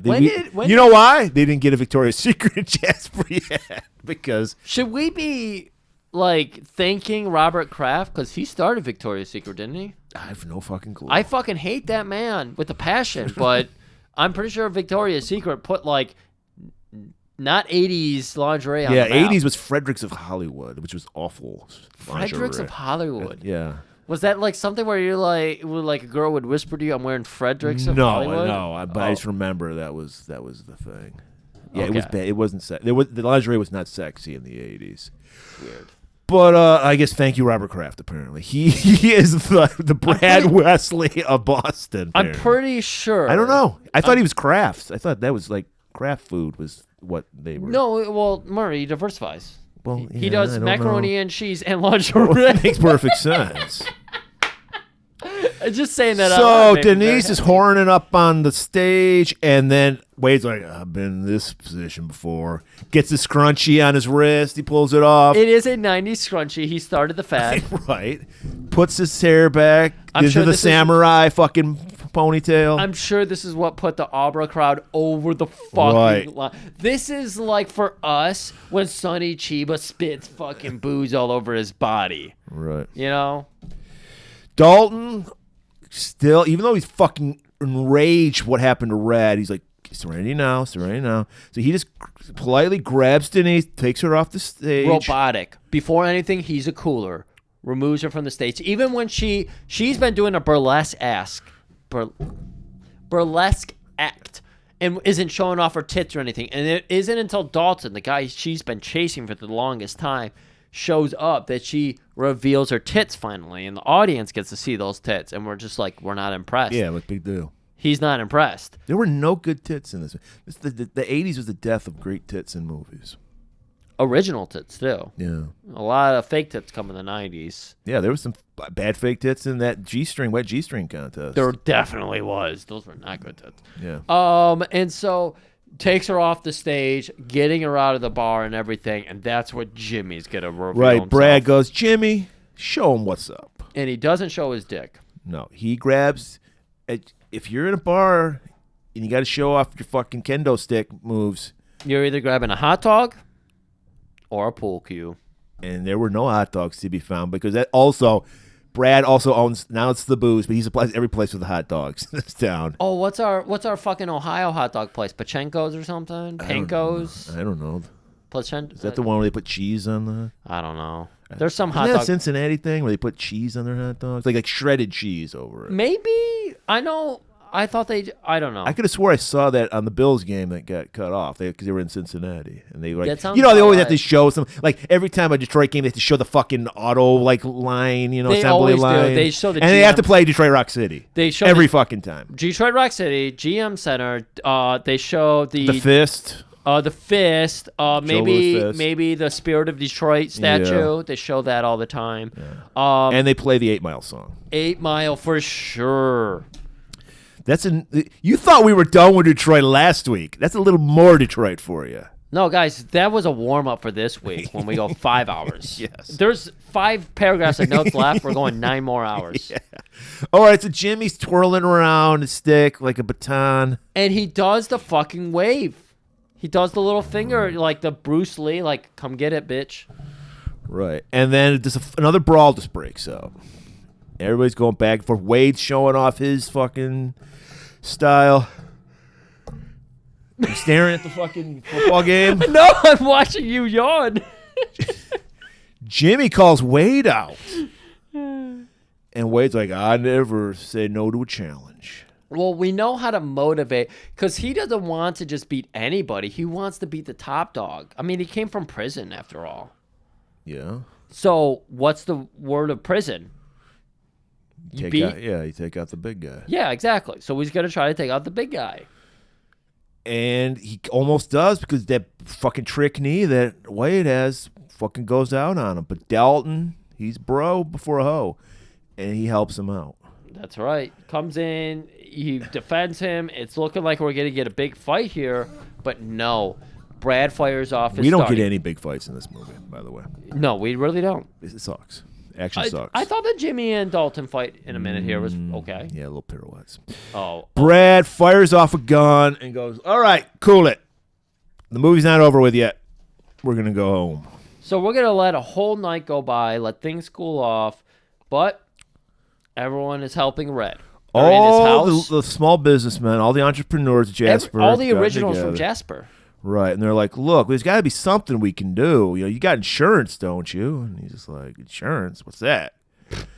They haven't brought insurance to Jasper yet, Did Brad bring that in yet? You mean to say we got that Gecko in Jasper?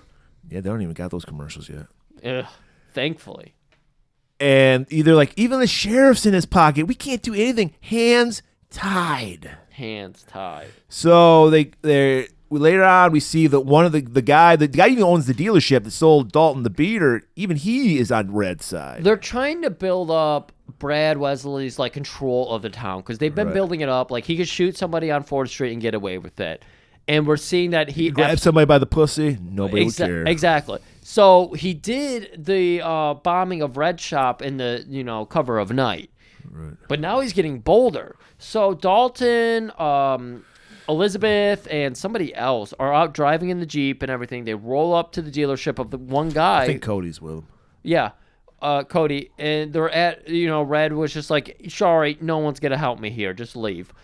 They leave. They happen by the used dealership, not the same dealership he bought his car from Dalton earlier. And they show up, and it's getting... Brad's doing a whole fucking show. It is a monster truck dealership, by the way. Everybody gets their monster trucks. Brad's doing a whole show. He's got a clown there doing tricks. He's got those fucking wiggle things. The wavy arm two-mans. Yeah. And then he's got hot dogs for sale. Yeah, he's just rubbing that one in. And of course, all the pickles on him. He's just like, you want a hot dog, you got to have pickles. Even in Missouri, you can't take the Chicago out of the hot dog. So he's serving every dog with a hot dog. Every dog with a hot dog? Wow. Yeah, it's beautiful. It's a metaphor. Okay, hot dog on hot dog. Hot dog out of the hot dog, yeah. And so it is a fucking horror show, and they show up just in time to see them fucking roll over all the used dealership cars, break through the windows and everything with witnesses. It was pretty cool, though. It was very cool. When you see a monster truck destroy stuff, it's pretty cool. Yeah, it was cool. Chekhov's monster truck here, though. They gave us a monster truck, and they smashed some cars with it. So Liz runs up to Brad. What the fuck are you doing? Just because I wouldn't fuck you? What is your fucking problem? And he's like, get that fucking Dalton guy out of town now.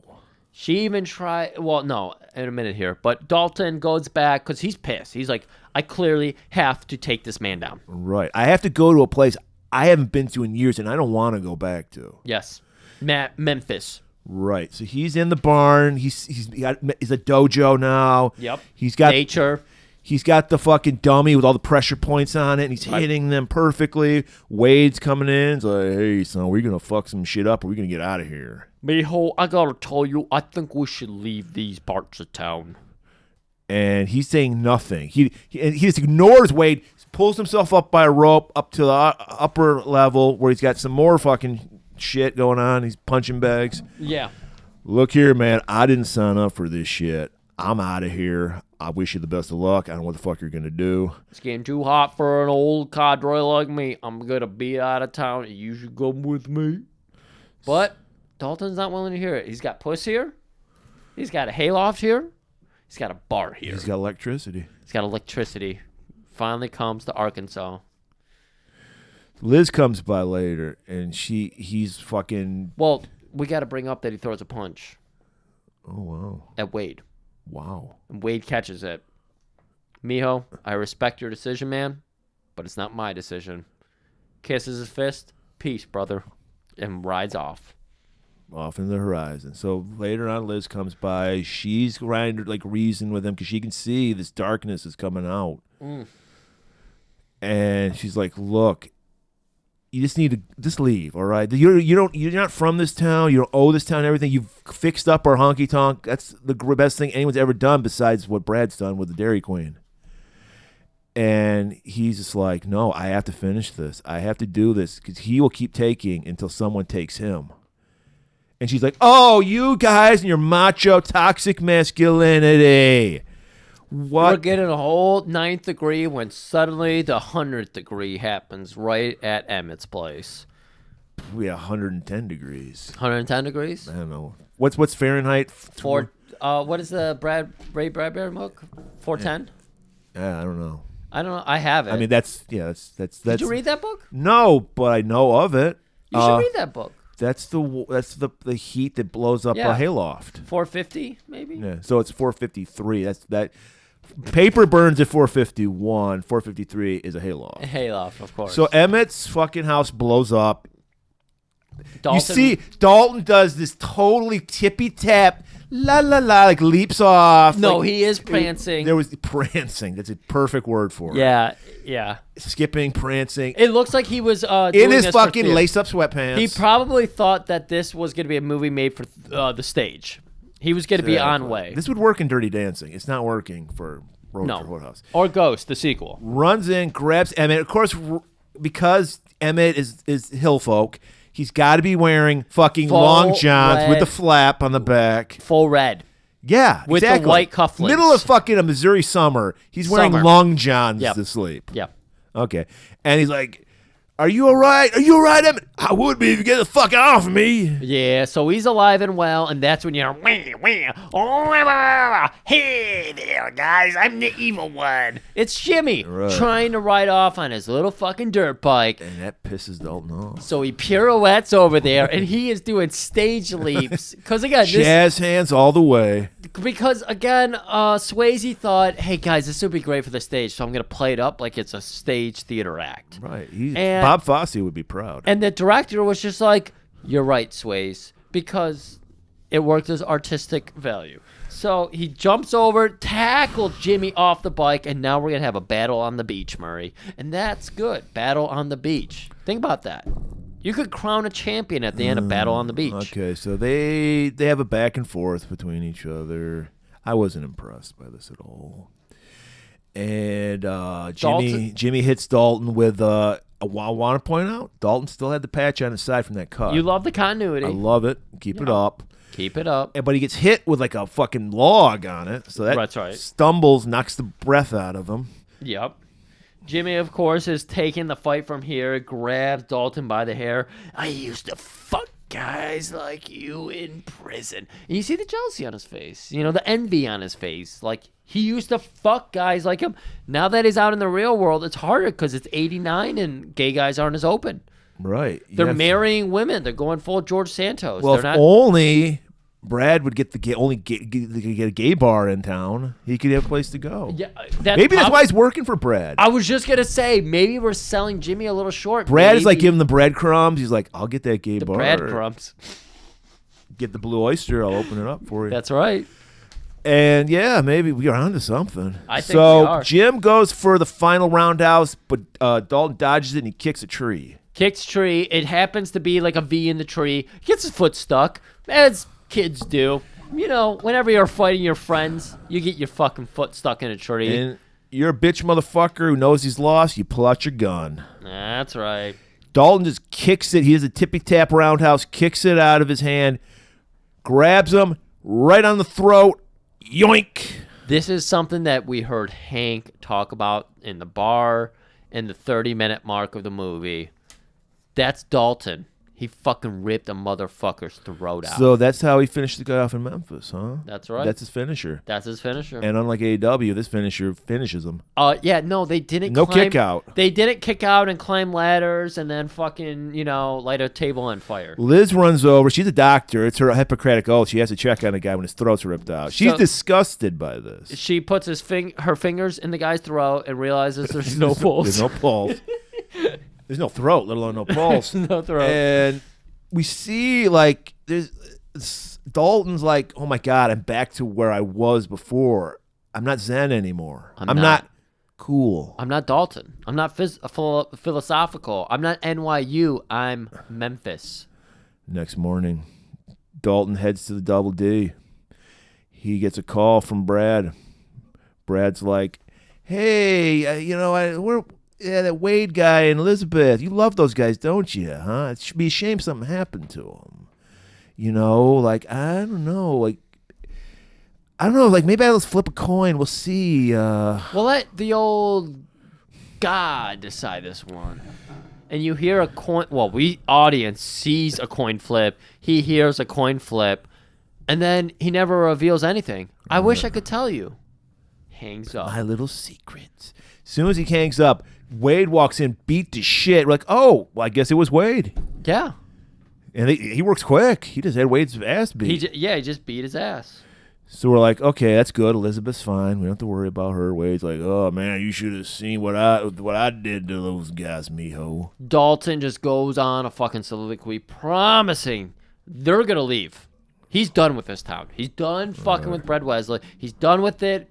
He's just going to get out of here. Well, of course, at this point, he's just giving them empty promises. He's still got to see what Elizabeth wants to do. Well, yeah. You can't trust Brad. Right. So not about Brad. It's about his dick and Liz, because he really likes what Liz does to his dick. So he's going to go check in and see if Liz is ready to fucking leave town. She's like, look, I'm sick of your macho bullshit. I don't want anything to do with it. Walk! So he goes back to the Double D. He sees our man Wade sleeping it off on the top of the bar. With a knife in his back. Well, no. He's killed it. He's like, Wade, let's get the fuck out of here. This bitch doesn't want to fuck me anymore. I have no reason to be here.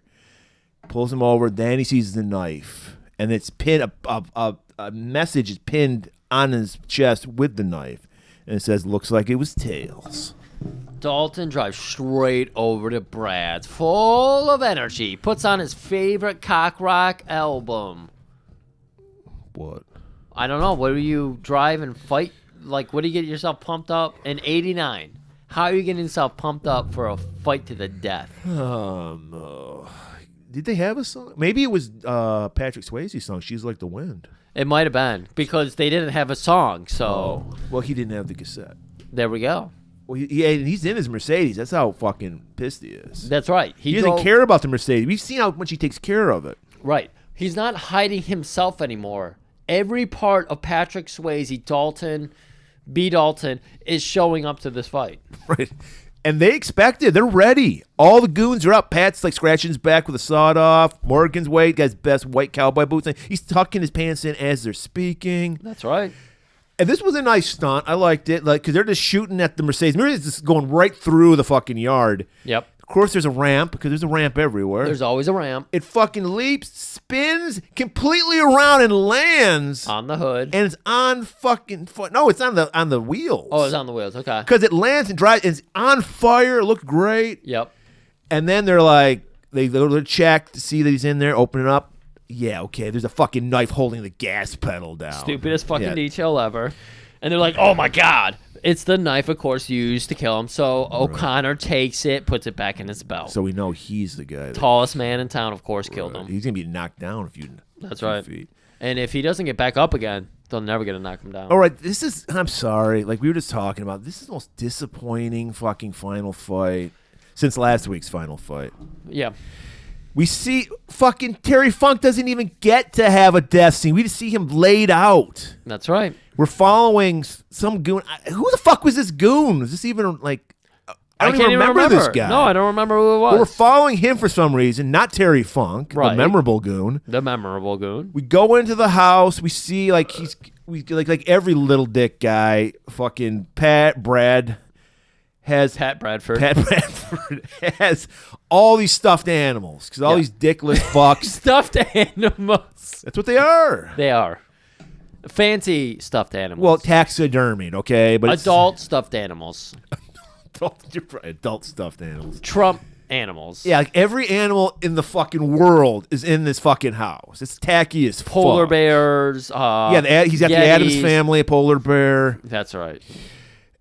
And this guy's looking for fucking Dalton. Yeah. Dalton, of course, is going to be sneaking around this place, going full Steven Seagal at this point. He knifes one guy, and he fucking I think it was O'Connor. And then you see Pat come over a banister from the second floor, and he's trying to take aim on him. Dalton gets the knife out of the guy, throws it up, stabs Pat, and of course, we know this. When you get a knife in your chest, that's your vocal cords. Right. That's everything. Yeah. He falls over and dies. Right. So he's killed 2 guys. He's just creeping. This knife has killed a lot of people. At least 4. At least 4. And then Anti-Fat comes. Anti-Fat. Yeah, that's right. Anti-Fat. He's like, oh my God, this fat sloppy dude. I'm gonna get you, Dalton. And then he sees the fucking polar bear. It's coming to life. It's coming toward him. Oh my God, I swear to God, I didn't mean to kill you, polar bear. And Dalton just pushes the polar bear on top of his fat ass. That's it. And that, we're thinking he's dead. He's not dead, but if it knocks the wind out of him. Yeah. All right. So just what you've been waiting for. Patrick Swayze is going to fight an 80-year-old man for the final fight. Not Jimmy. 80-year-old man, Ben Gazzara. He walks into his trophy room. I see you find my trophy room. Only thing missing is your ass. You need a lot of stuffing to make that ass look good. You would need a lot. You would inject that with Kim Kardashian level of collagens. Right. So he sees something moving behind a yak. So he's like, I got you, motherfucker. Aha! Maybe we can talk about this, friend. And he sees that no one's hiding behind the yak, but he's hiding by the other side of the yak. So he comes out, goes, yakety yak, don't talk back. Fucking punches that fucking, who's this guy? Brad.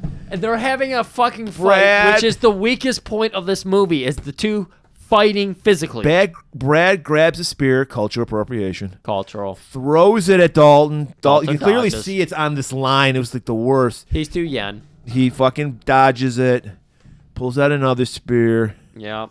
So, anyways, it ends up being in a situation where Brad is just like knocked down onto the ground. Yeah, he basically does elder abuse. He beats up an 80-year-old man, and he's ready. He's got his hands in the fucking eagle talon fucking pose. He's ready to rip out another throat. But he can't do it, and he even has his 19th sense working in there.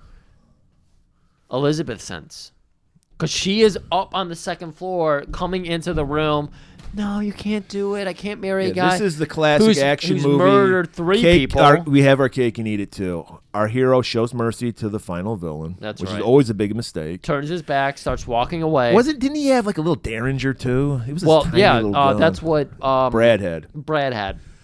So of course, you never show mercy to somebody because they're always going to shoot you in the back. Yeah. So Dalton is giving him his back, walking away, and that's when it's looking like, Dalton's gonna be shut down. And then boom, big fucking squib goes off on Brad, and it turns out this is the most ridiculous ending of all. It turns out it's Tillman, and then boom, Red pops up. Boom, car dealership guy. Boom, the guy that works at the Tasty Freeze who got shut down because the Dairy Queen came in. Think about it though. This is kind of beautiful.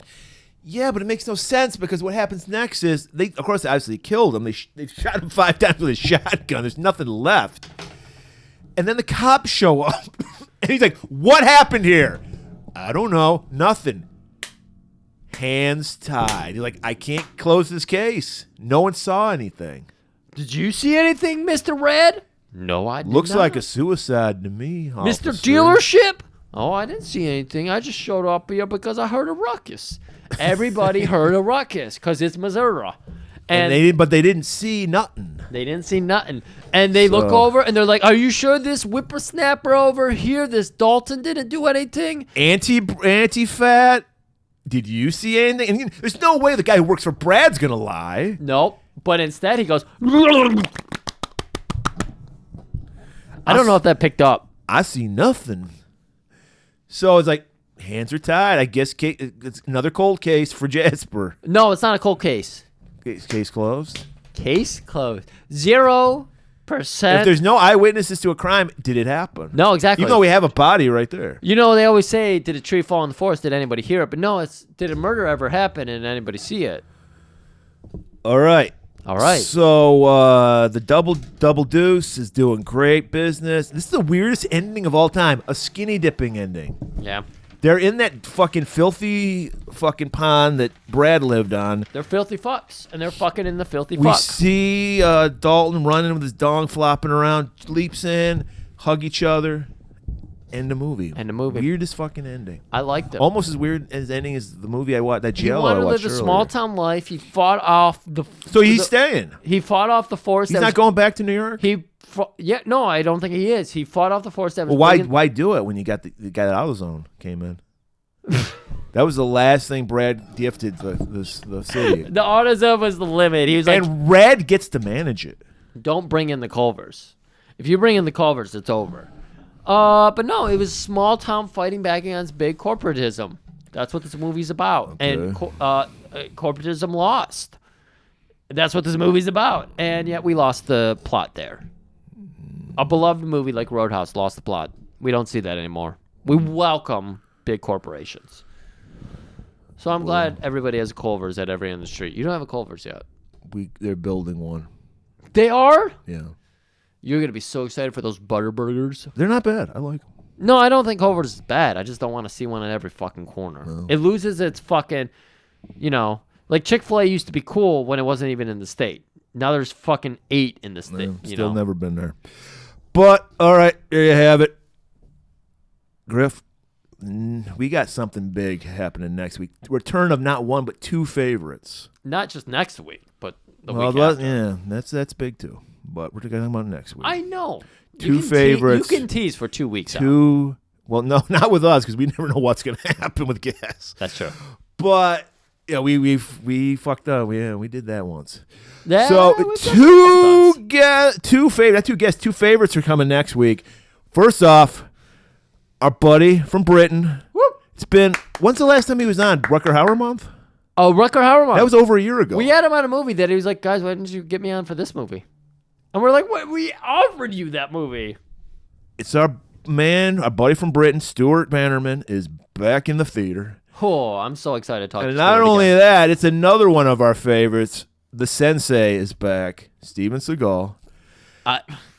It's a movie I handpicked for us because I watched it. So I was like, we got it. I mean, any Steven Seagal movie is good to shit on. Turns out, Stuart, person overseas, wants to watch these weird straight-to-DVD Seagal movies. Well, I think I forced this one on him. Oh, okay. He just said come up with something. He trusts us. Yeah, I mean, no, he's always And very... it will pay off because this is a straight-to-DVD movie called Kill Switch.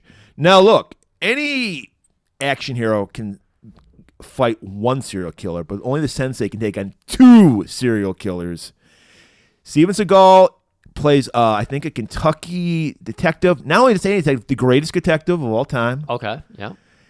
And he's going to solve this case. Of course he is. So look for that Kill Switch. It's on YouTube if you want to check it out. See you next week, and keep it warm.